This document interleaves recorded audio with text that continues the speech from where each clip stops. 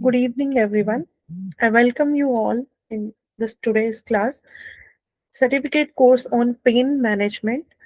Uh, आज की demo class है and I would like to introduce Vaidya Prashant Tiwari ji, founder and chief consultant Dharma Ayurveda and consultant at Wellpark Hospital, Kochang, South Korea. Vaidya Prashant Tiwari is a distinguished Ayurveda physician, educator, and international speaker, widely recognized for his specialization like pain management, rheumatology, and Strotovigyan. He is a founder of Dharma Ayurved, Bhopal, a center dedicated to delivering authentic and result-oriented Ayurveda treatment. I request Vaidya Prashant Tiwari ji to start the session. Thank you. नमस्कार, बहुत बहुत धन्यवाद ma'am. मैं visible हूँ इसमें और Audible भी? Yes yes. Okay, सो बहुत बहुत धन्यवाद पूरी आयुर्विंग्स की टीम को, यशार्थ वेदा फाउंडेशन को, और आप सभी जितने भी श्रोतागण यहाँ पर जुड़े हैं, जितने भी लोग यहाँ पर, जितने वैद्यगण यहाँ पर जुड़े हैं, उन सभी को मैं बहुत बहुत धन्यवाद करता हूँ। और आज हम इस सेशन को, इस सत्र को शुरू करें। बेसिकली जब पेन मैनेजमेंट के लिए तो वैसे भी आयुर्वेद एक बहुत सुपर स्पेशलाइज जोन बनाता है। पेन मैनेजमेंट की जब बातें हम करते हैं तो हमेशा हमें लगता है, पेन मैनेजमेंट की जो हमेशा हम बात करते हैं तो उसमें हमेशा ये फील रहता है कि पेन मैनेजमेंट की पहले थॉट प्रोसेस कैसे करी जाए। हर एक जो वैद्य होता है उसकी एक थॉट प्रोसेस यही होती है कि हम शास्त्रों को किस तरीके से अपनी प्रैक्टिस में यूटिलाइज कर पाए। सबको यही क्योरी रहती है। जब हम भी एक वैद्य बनने की प्रक्रिया में रहते हैं या फिर इनिशियल वैद्य के अपने प्रैक्टिस के करियर में आते हैं, कि हमारे जो करियर का इनिशियल फेज रहता है, तो उसमें हमें हमेशा यही क्योरी रहती है कि बेसिकली हम पेन मैनेजमेंट की थॉट प्रोसेस को कैसे लें। उस थॉट प्रोसेस को लेने में सबसे बड़ा क्वेश्चन यही आता है कि क्या हमारे पास जब पेशेंट आता है तो उसमें शास्त्र से किस तरीके से डिकोड करें। ज्यादातर जब इनिशियल लेवल ऑफ प्रैक्टिस रहता है तो ये चीजें रहती हैं कि भाई वायु से ही सब प्रॉब्लम होने वाले हैं, तो इनिशियल हमारे पास या 15 मेडिसिन होती हैं या 50 मेडिसिन होती हैं, उनको कहीं ना कहीं हम यूटिलाइज करते हैं। और स्पेशलाइज लेवल पे, यानी कि सर से लेकर पैर तक अगर अलग अलग कंडीशन के पेशेंट्स आते हैं, उनमें जो पेन अलग अलग तरीके होता है, तो कभी सोचने की थॉट प्रोसेस हमारी डेवलप नहीं हो पाती। ज्यादातर हम एक कोशिश करते हैं कि जो भी पेशेंट आता है उसको मॉडर्न की तरह डायग्नोस करते हैं और आयुर्वेदिक मेडिसिन देना शुरू कर देते हैं। तो अगर हमारे पास कोई सिरदर्द का पेशेंट आता है तो हम कोशिश यही करते हैं कि चलो हमारे पास एक नाम है शिरशूल वज्रस, उसको दे देंगे, साथ में हम महावात विध्वंस दे देंगे। लेकिन हमारे पास शिरशूल के कंडीशंस अलग अलग बताई हैं ग्रंथ में, उसको कैसे डिकोड करना है। I am so sorry for the interruption, हम फिर से एक बार शुरू करते हैं। जब हम पेन मैनेजमेंट की बात करते हैं और एक ऐसा डिस्कशन में लाते हैं कि जो पेन की कंडीशंस हैं उसको क्लिनिकल प्रैक्टिस में कैसे समझेंगे, उसको हमारे शास्त्रों को कैसे डिकोड करेंगे, शास्त्र के कौन कौन से प्रोस्पेक्ट्स हैं या फिर कौन कौन से अध्यायों को हम ज्यादा फोकस करेंगे, यानी कि सर से लेके पैर तक। जैसे रिमेटोलॉजिकल कंडीशन में तो हम सिर्फ बोन, जॉइंट, कनेक्टिव टिश्यू और इन्फ्लेमेशन कंडीशन और ऑटो इम्यून को देखकर चलते हैं, लेकिन जब पेन मैनेजमेंट की बात आती है तो सिर्फ यहाँ पर बात रुकती नहीं है। बात ऐसी होती है कि आपके पास सिरदर्द का पेशेंट आया है या मन्याशूल का पेशेंट आया है या साइनोसाइटिस के पेन के कारण आ रहा है, या किस कारण से उसको हेडेक हो रहा है, या फिर किस कारण से उसको मन्याशूल हो रहा है, किस कारण से उसे ओराशूल हो रहा है, किस कारण से उसको उदरशूल हो रहा है, वो सभी को देखने के लिए जो थॉट प्रोसेस है, उन सभी थॉट प्रोसेस में त्रिसूत्र हमेशा काम करता है, यानी कि हेतु, लक्षण और औषधि। अगर हम ग्रंथ को देखना चालू करें तो हमें ग्रंथ का एक चश्मा हमेशा पहन के चलना पड़ता है, वो है त्रिसूत्र का चश्मा। इटियोलॉजिकल फैक्टर्स क्या हैं, साथ ही साथ उसके साथ साथ में वो लक्षण एक्चुअली क्या लेके आ रहा है, उस लक्षणों के साथ साथ में चिकित्सा के कौन कौन से प्रोस्पेक्ट्स को हमें पहले टच करना है। पेशेंट आ रहा है तो पहले उसे कौन से कन्विंसिंग थॉट्स पे लेकर करना है, उसके इटियोलॉजिकल फैक्टर्स के पीछे कितनी तेजी से पढ़ना है या नहीं पढ़ना है। तो ऐसे कुछ एग्जाम्पल्स मैं आपको आज की क्लास में दूंगा, फिर हम एक एक करके एक एक परत को खोलेंगे। थॉट प्रोसेस ऐसे क्रिएट होती है कि कोई भी पेशेंट हमारे पास आता है, अगर हम अजम्पशन करें या अज्यूम करें, तो हमारे पास एक पेशेंट आता है जो बोलता है हेडेक है। दूसरे ऐसे बहुत सारे पेशेंट आते हैं जो भी हेडेक बोलते हैं। तो हमें एक्चुअली ग्रंथ से उसे कैसे आइडेंटिफाई करना है कि ये समझ में आए कि हमने हेडेक को शीर्षूल के कौन से प्रोस्पेक्ट से देखा, क्या उसे समझा और किस तरीके से हमने उसमें चिकित्सा करी। तो जब हम देखते हैं तो ग्रंथ ने ना हर चीज को बड़े ब्यूटीफुल तरीके से बताया। शीर्षूल का अध्याय जब हम पढ़ते हैं तो हमें देखने मिलता है कि माधवकार ने सुश्रुत का एक रेफरेंस को डायरेक्टली यूज किया है। और माधव निदान हमेशा से ही एक ऐसी क्लासिकल बुक या ऐसी संहिता मानी गई जो कि आपको डायग्नोस्टिक कंडीशंस और उपशय तक अच्छा पहुंचा देती है। चिकित्सा पहुंचाने के लिए आपको चरक का यूटिलाइजेशन तो जरूर करना पड़ता है, लेकिन जब तक आप बेटर वे डायग्नोस नहीं करें तब तक आपको ट्रीटमेंट थोड़ा सा अधूरा लगेगा। तो वहीं से बात शुरू करते हैं कि सिर दर्द के जब कंडीशन में पेशेंट हमारे सामने आता है, और ऐसे 3-4 अलग अलग पेशेंट होते हैं जो सभी कहते हैं सिर बहुत दुखता है, तो सवाल पूछना क्या है? क्योंकि हमारे यहाँ त्रिसूत्र तो है, दर्शन स्पर्शन प्रश्न, कई जो चिकित्सा के जो एग्जामिनेशन मेथड है, तो हेतु लक्षण और चिकित्सा जो हमारा बेसिक त्रिसूत्र है, उसमें से पहली कंडीशन लेकर पेशेंट आता है जिसे कहते हैं लक्षण। तो ये जो HLA ट्राइंगल है हमारा, वो लक्षणों में शीर्षूल हमारा लक्षण हुआ प्राइम। अब उस प्राइम लक्षण में जो है हमको ये हमारे त्रिविध दर्शनों को यूज करना है। त्रिविध तरीके से जो एग्जामिनेशन है उसमें आता है दर्शन, प्रश्न और स्पर्शन। तो स्पर्शन में तो ज्यादातर लोग नाड़ी परीक्षण करके इसको कोशिश करते हैं, लेकिन कभी भी अगर आप चरक संहिता को देखें, सुश्रुत संहिता को देखें, योग रत्नाकर के पहले कहीं पर भी नाड़ी परीक्षण को इंपॉर्टेंस नहीं दिया गया। क्यों नहीं दिया गया? क्योंकि वहां पर उन्होंने पहला त्रिसूत्र को यूज किया कि हेतु, लक्षण और औषधि को यूटिलाइज करें। उसमें लक्षणों को जज करने के लिए उन्होंने दर्शन और ग्रंथ में उसके तरीके बता दिए कि किस किस तरीके से आपको दर्शन और किस तरीके का पेशेंट आपको वॉच करना है। और दूसरा है प्रश्न।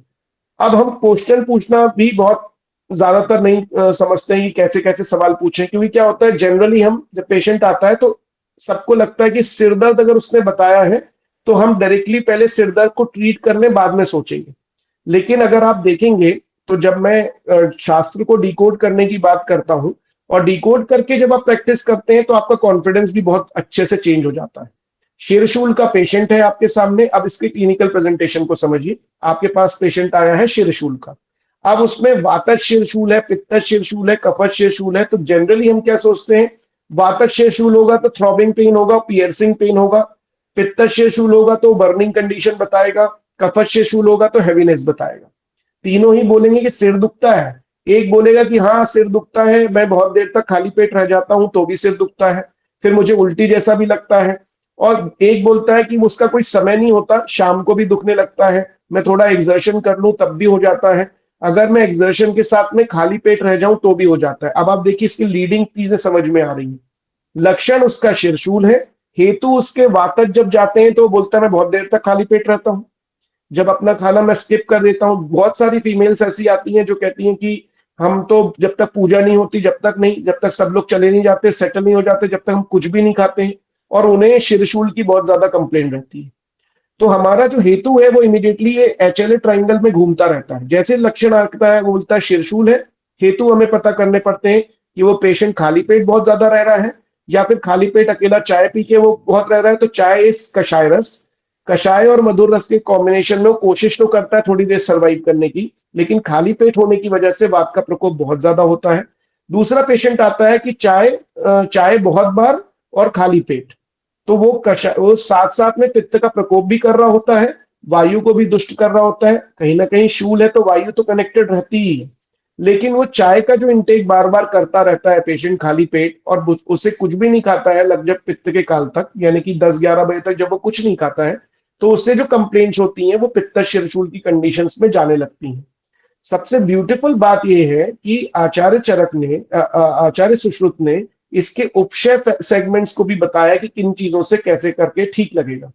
जब कोई बोलता है कि मुझे ठंडे पानी की पट्टी से ठीक लगने लग जाता है सिर में लगाने से, तो पित्तज कंडीशन अच्छे से जस्टिफाई रहती है। जब ये कोई बोलता है कि जब मैं कुछ खा लेता हूँ, मीठा कुछ खा लेता हूँ, सिर दर्द कम हो जाता है, तो हमें वातज कंडीशन पता लगने लग जाती है। जब बोलता है मुझे भारीपन रहता है, मैं स्टीम ले लेता हूँ या गरम गरम कुछ लगाता हूँ या ड्रायर लगा देता हूँ, हमारे पास हेयर ड्रायर जो रहता है उसको लगा देता हूँ, गर्म भाप ले लेता हूं तो अच्छा लगने लगता है, तो कफज कंडीशन है। अब ये उपशय, हेतु और लक्षण चल रहा है, हम इसी पे ज्यादातर कोशिश करते हैं। पेशेंट भी इसमें खुश रहते हैं कि आज मैंने स्टीम ले ली तो अच्छा लगा, तो सिर दर्द में भारीपन कम हो गया। अब हमारे पास शिरशूल में ही 3 वैरायटी के जोन चल रहे हैं। तो ज्यादातर आपकी जो क्लिनिकल प्रैक्टिस है उसमें आप जब क्वेश्चन आइडेंटिफाई कर लेते हैं कि मेरा इटियोलॉजिकल फैक्टर क्या है, तो आपको हमेशा ध्यान में रखना चाहिए कि मेरा HLA ट्राइंगल क्या है। कोई भी टाइप, कोई भी प्रकार का शूल हो, यानी कि कोई भी प्रकार के शूल या पेन मैनेजमेंट की कंडीशन में आपका लक्षण प्राइमरी जोन पे है, और उस लक्षण के बेसिस पे आप ये समझ पाते हो कि वहां पर कौन सी वायु सबसे ज्यादा खराब होगी। अगर आप वैशेषिक दर्शन देखें तो सबसे ब्यूटीफुल बात ये रहती है, ग्रंथ को समझने में, डिकोड करने में वैशेषिक दर्शनकार ने बहुत बड़ी भूमिका रखी। उन्होंने कहा कि ये क्षेत्र जो है, जो हमारा ऊर्ध्व जत्रुगत क्षेत्र है, वो प्राणवायु का है। अब वो हर जगह तो वायु है, तो प्राणवायु को जस्टिफाई कैसे किया होगा, उन्होंने परमाणुवाद बताया कि यहाँ के जितने परमाणु हैं उनमें प्राणवायु का रेशो ज्यादा है। तो हमें जो भी चिकित्सा करनी पड़ेगी जहां प्राण काल में होगा, जो प्राण दुष्टि होगी, तो हमें वायु में भी प्राणवायु की चिकित्सा चालू करनी पड़ेगी। तो हम औषध सेवन काल निकालेंगे। अष्टांग हृदय सूत्रस्थान 13 का लास्ट वाला जो श्लोक है हमारे लिए चिकित्सा का नंबर 1 जो टॉपिक है, मतलब कि क्रोनोफार्माकोलॉजी, यानी कि हम किस समय पे मेडिसिन देंगे, उसको हेल्प करता है। दूसरा जो हमारा प्रिंसिपल यूज होता है वो होता है HLA ट्राइंगल थ्योरी, यानी कि हेतु, लक्षण और औषधि की त्रिसूत्र वाली थ्योरी सेकंड नंबर पे हमारे दिमाग में रखना चाहिए। तीसरी आती है दर्शन स्पर्शन प्रश्न की। पेशेंट को कन्विंस करने के लिए आप नाड़ी परीक्षण तो करते हैं, वो लॉन्ग प्रोसेस है, लेकिन दर्शन किस तरीके का हेडेक लेके आ रहा है, कौन सी कंडीशंस में वो पेन लेकर आ रहा है, मैं हेडेक का एग्जांपल दे रहा हूं इसलिए हेडेक वर्ड बोला, और चिकित्सा में कैसे शुरू करनी है।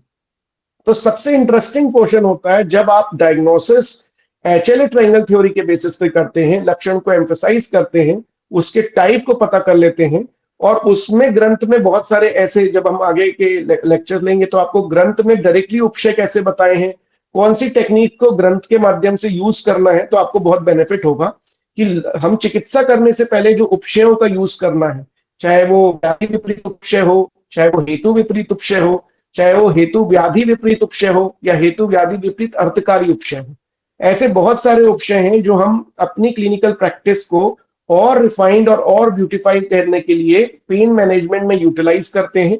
और उन उपशय के माध्यम से जब हम ये समझ जाते हैं कि वातज है, पित्तज है या कफज है, और उन उपशय के माध्यम से पेशेंट बोलता है, हाँ डॉक्टर साहब आपने, हाँ वैद्य जी आपने जो बताया था, ये वाले जो मेरे को लक्षण थे उनके, ये जो छोटे छोटे रेमेडीज आपने बताई उसकी वजह से बहुत बेनिफिट हुआ। जैसे कि छोटा एग्जांपल दूं, एक पेशेंट आता है जो खाली पेट बहुत रहता है, चाय बहुत बार पीता है। हमने उसे कहा कि आप चाय की जगह इवनिंग में आप धनिए का पानी यूटिलाइज करना चालू कर दीजिए, धनिए और सौंफ के पानी को यूटिलाइज करना चाहिए, वो डिटॉक्स वाटर आपको हेल्प करेगा। हमें मालूम है वो पित्त शिरशूल का पेशेंट है, और हम मेडिसिन भी उसे देने वाले हैं जो कि प्रत्यात्मिक। अब हम जब चिकित्सा जाएंगे उसके पहले हम उपशय में 2-3 उनको जब फॉर्मुलेशंस बता देते हैं, और जब हम जान जाते हैं कि कौन सा दोष खराब हुआ है, तो पेशेंट ज्यादा कन्विंस होता है। और उस कन्विंस में हमें ये लाभ होता है कि पेशेंट जब हमारे बातों से कन्विंस रहता है तो चिकित्सा वो ज्यादा डेडिकेट होकर लेता है। और उस डेडिकेशन में नंबर 1 हमें जब चिकित्सा सोचनी पड़ती है तो पहली चिकित्सा सोचते हैं हम इंटरनल मेडिसिन, यानी कि शमनात्मक चिकित्सा। फिर दूसरी चिकित्सा हम सोचते हैं शोधन चिकित्सा, उसके बाद आती है अन्य चिकित्सा, और अन्य चिकित्सा में आती है द्रव्यभूत चिकित्सा और अद्रव्यभूत चिकित्सा। तो थॉट प्रोसेस क्लियर हो जाता है, हमारे पास एक स्केलेटन, हर व्याधि में एक स्केलेटन रहता है। तो स्केलेटन नंबर 1 में हम ये सोचते हैं कि जो अद्रव्यभूत चिकित्सा, यानी कि हमें सिर्फ किस तरीके की काउंसिल करनी है, उसकी हैबिट्स कैसे चेंज करनी है, उन थॉट प्रोसेस को हम ध्यान में रखते हैं। जैसे हमारे पास शिरशूल के जब पेशेंट आते हैं तो अद्रव्यभूत चिकित्सा में हम सबसे पहले उन्हें बोलते हैं, अगर वो बहुत देर तक खाली पेट रह रहे हैं तो उनके डाइट के मैनेजमेंट को कर देते हैं। कई बार अगर वो बहुत रिजिड है, तो जैसे बहुत ऐसे भी लोग रहते हैं वो फूड को इनटेक नहीं करते हैं लेकिन वो घूमते रहते हैं खाली पेट, तो हम जैसे उन्हें सिंपल मधुर रस का प्रयोग करके, क्योंकि वायु का प्रकोप हो रहा है तो मधुर रस का प्रयोग करने के लिए मुनक्का और किशमिश का सेवन, ऐसे डाइटरी रेजिम्स उन्हें समझाते हैं कि आप इसका प्रयोग कर सकते हैं, इजी फॉर्मेट का प्रयोग कर सकते हैं, गुड़ का सेवन कर सकते हैं, मुनक्के का सेवन कर सकते हैं, किशमिश का सेवन कर सकते हैं। तो उन्हें कुछ दिनों तक वो वातशूल में एक बेनिफिट होता है। तो ये उपशय का भी थॉट हो जाता है और हमारी एक युक्ति का भी थॉट हो जाता है, हम युक्ति लगाकर वहां पर मधुर रस का प्रयोग भी कर देते हैं, और ये अद्रव्यभूत चिकित्सा भी हो जाती है। फिर सेकंड में आती है द्रव्यभूत चिकित्सा, यानी कि द्रव्यों का यूटिलाइज करके, या फिर आप सिंगल द्रव्य को यूज करें। मैं हमेशा प्रैक्टिस में आपको बहुत क्लियरली बताऊं, अपनी प्रैक्टिस में हमेशा मैं अपने गुरुजी से भी सीखता था कि प्रत्यात्मिक चिकित्सा को पहले यूटिलाइज करना चाहिए। ग्रंथ में जो अधिकरण तंत्र युक्ति, यानी कि उस चैप्टर का उस अधिकार दिया, जैसे ज्वर की चिकित्सा में अगर किसी व्यक्ति को ज्वर हुआ है और कफत ज्वर है और आप त्रिभुवन कीर्ति को ना देकर कुछ और सोचते हैं और बहुत सारे लॉजिक्स लगा के, युक्ति लगा के कोई नई मेडिसिन देते हैं, तो जो प्रत्यात्मिक चिकित्सा या प्रत्यात्मिक औषधि उसकी बताई गई है उसको हमेशा यूटिलाइज करें। जैसे शिरशूल के कोई भी प्रकार हो, चाहे वातज हो, पित्तज हो, कफज हो, अर्धाव भेदक हो, किसी भी प्रकार का आपके पास शिरशूल आए, सूर्यावर्त हो, लेकिन अगर आपने शिरशूल वज्रस को वहां प्रयोग किया है तो द्रव्यभूत चिकित्सा में, और आपको ये पता है कि उसकी प्राणवायु की दृष्टि और प्राणकाल में उसका प्रयोग किया है, और वैसे ही जो अनुपान है उनका प्रयोग किया है कि मैं वहां पर दशमूलारिष्ट का प्रयोग करूंगा, या फिर ऐसे द्रव्यों का प्रयोग करूंगा जो वायु को तो ठीक करें और प्राणवायु को भी ठीक करें, तो उनका जो यूटिलाइजेशन है, औषध सेवन काल का, ये जो छोटे छोटे प्रिंसिपल आयुर्वेद में बताए हैं, उनको एज इट इज जब पेशेंट की क्लिनिकल कंडीशन में हम यूटिलाइज करते हैं तो हमारी क्लिनिकल प्रैक्टिस और रिफाइन हो जाती है। और उस रिफाइन में एक बेनिफिट ये होता है कि पेशेंट जो गलती करेगा उस रिफाइन में उसका लॉजिक, यानी कि उसकी युक्ति हमें पता चलेगी। अब अभी तो मैं पूरी युक्ति विपाश्य चिकित्सा के बारे में डिस्कशन और आज के बारे में बताऊंगा, लेकिन हम लोग सत्वावजय चिकित्सा और देवपाश्य चिकित्सा के भी यूटिलाइजेशन बहुत सारी कंडीशंस में करते हैं। तो जैसे अभी हम शिरशूल का एग्जांपल ले रहे हैं, तो हम कौन कौन से प्रिंसिपल को यूटिलाइज करते हैं, चिकित्सा के थॉट प्रोसेस में कैसे जाते हैं। तो द्रव्यभूत चिकित्सा में हम लोग ये देखते हैं कि औषध का सेवन काल कौन सा होगा, उसको कितने बजे देंगे। प्रत्यात्मिक चिकित्सा हमारे नंबर 1 पे रहेगी। जैसे अब वातज शिरशूल है तो हम शिरशूल वज्ररस, महावात विध्वंसन, दशमूलारिष्ट एक साथ देंगे। अब हमारा क्या है, प्राण काल के, अब हमें शिरशूल के ऊपर देखना है तो हम प्राण काल का प्रयोग में करेंगे और निशा काल का प्रयोग करेंगे, क्योंकि ऊर्ध जत्रुगत एरिया है। तो बिल्कुल सुबह उठ के और बिल्कुल रात में औषधियों का सेवन करवाएंगे। तो हमने औषध सेवन काल के भी कॉन्सेप्ट को यूटिलाइज किया, हमने द्रव्यभूत चिकित्सा के कॉन्सेप्ट को भी यूटिलाइज किया, हमने हेतु लक्षण औषधि के भी कॉन्सेप्ट को यूटिलाइज किया। हमने ये भी समझा कि उपशयात्मक जो है, उपशय का जो वर्णन किया गया है, उनको भी हमने यूटिलाइज किया। हमने कहा कि आपको मुनक्का लेना है, किशमिश लेना है, इनको आप सुबह यूटिलाइज करिए। खाने की शुरुआत आपको मीठे से शुरू करनी है, किसी भी प्रकार का फ्रक्टोज हो सकता है, मीठा कैसा भी हो सकता है, उसको आप प्रयोग में लाइए। पूरा खत्म मत करिए, थोड़ा सा यूटिलाइज करिए। सूजी के हलवे का प्रयोग करना चालू कर दीजिए। तो इस सब छोटी छोटी चीजों से जब उसके डाइट पैटर्न्स हैं उनको जब हम चेंज करते हैं और उसे समझाते हैं कि हर एक चीज का एक लॉजिक है, और उस लॉजिक के बेसिस पे जब वो हमसे कन्विंस रहता है, तो हमारे पास एक वातज शिरशूल की कंडीशन का एक परफॉर्मा रेडी हो जाता है, जिसमें हम अद्रव्यभूत चिकित्सा में उसके डाइट प्लानिंग को चेंज कर रहे होते हैं। द्रव्यभूत चिकित्सा में हम ये क्लियरिटी उसे दे रहे होते हैं कि आप उसमें जो सुबह के काल में, उसमें जब हमने औषध सेवन काल का लॉजिक यूज किया, तो सुबह के काल में आपको शिरशूल वज्ररस, वात विध्वंसन, महावात विध्वंसन और दशमूलारिष्ट आपने चालू कर दिया। अब हमने ये चालू करने के बाद हमने ये भी समझा कि उसे और क्या कंप्लेन है सेकेंडरी, उसे सिर्फ वातज शिरशूल है कि और भी लक्षण है। तो अगर जो और भी लक्षण होंगे तो उसकी व्यान दृष्टि और उदान दृष्टि के देख के उनकी औषध सेवन के काल वहां पर करेंगे। नस्य का प्रयोग डेफिनेटली चालू करेंगे। नस्य में प्रतिमर्श नस्य का प्रयोग करेंगे, जो कि हमारी सेकेंडरी पंचकर्म चिकित्सा में आएगा, और उस पंचकर्म चिकित्सा का परफॉर्मा भी हमारे दिमाग के स्केलेटन में आएगा कि मुझे जब चिकित्सा लिखनी है तो पंचकर्म में ऐसे तेल लिखने हैं जो वायु का शमन तो करें, जैसे पंचेंद्रीय वर्धन तेल है। या फिर अगर हमें कुछ भी नहीं समझ में आ रहा है तो हमारे पास सीसम ऑयल यानी कि तिल का तेल अगर है, और तिल के तेल का हम प्रयोग कर रहे हैं नस्य के रूप में, तो वहां पर भी हमें लाभ होगा।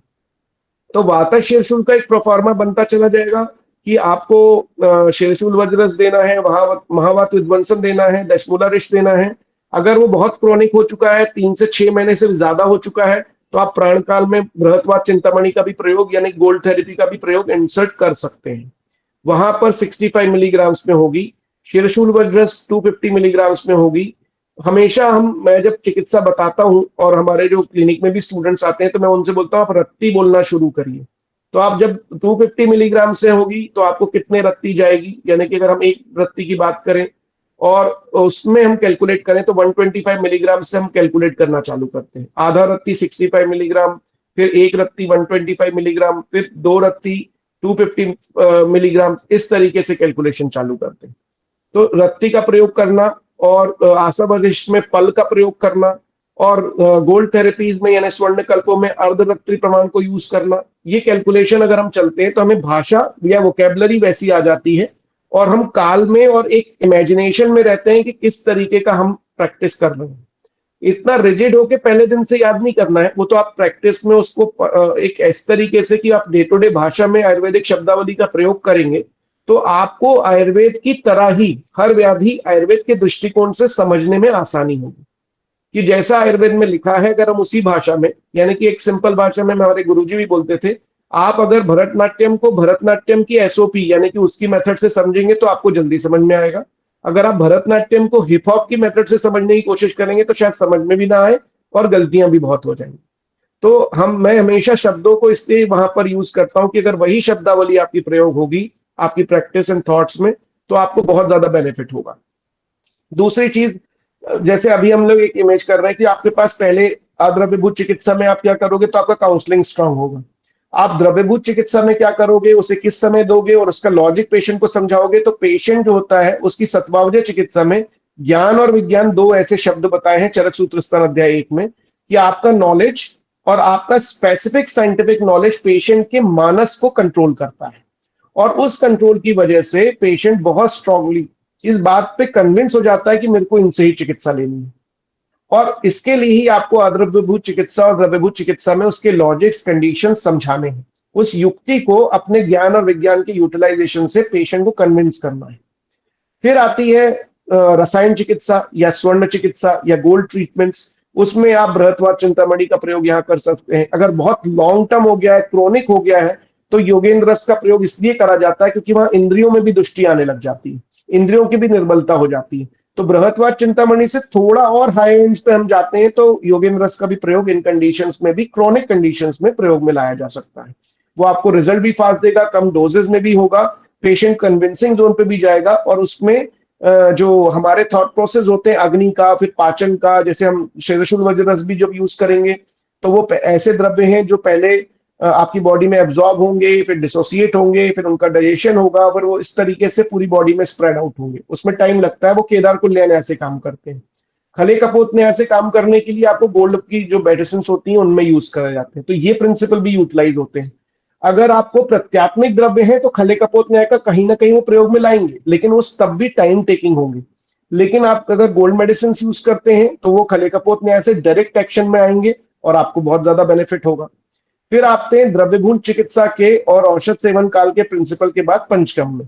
पंचकर्म में डायरेक्टली बताया गया है कि अगर आपको ऊर्ध्व जत्रुगत विकार है, नासा ही शीर्षो द्वारा, ऐसे हम वर्ड्स पढ़ते हैं, लेकिन उसको यूटिलाइजेशन में ऐसा होता है कि हमें प्रत्यात्मिक रूप से नस्य को वहां पर यूटिलाइजेशन में हर दिन पेशेंट को कन्विंस करना है और उसे प्रतिमर्श नस्य के लिए तो बिल्कुल फोर्स करना है, चाहे वो वातज शीर्षूल हो, पित्तज हो या कफज हो। पित्तज अगर होगा तो आपको घृत का प्रयोग करना रहेगा, वातज अगर होगा तो आपको पंचेंद्री वर्धन, षडबिंदु तेल, इनका प्रयोग करना पड़ेगा। अगर वो भी नहीं है तो आप तिल तेल का प्रयोग करेंगे।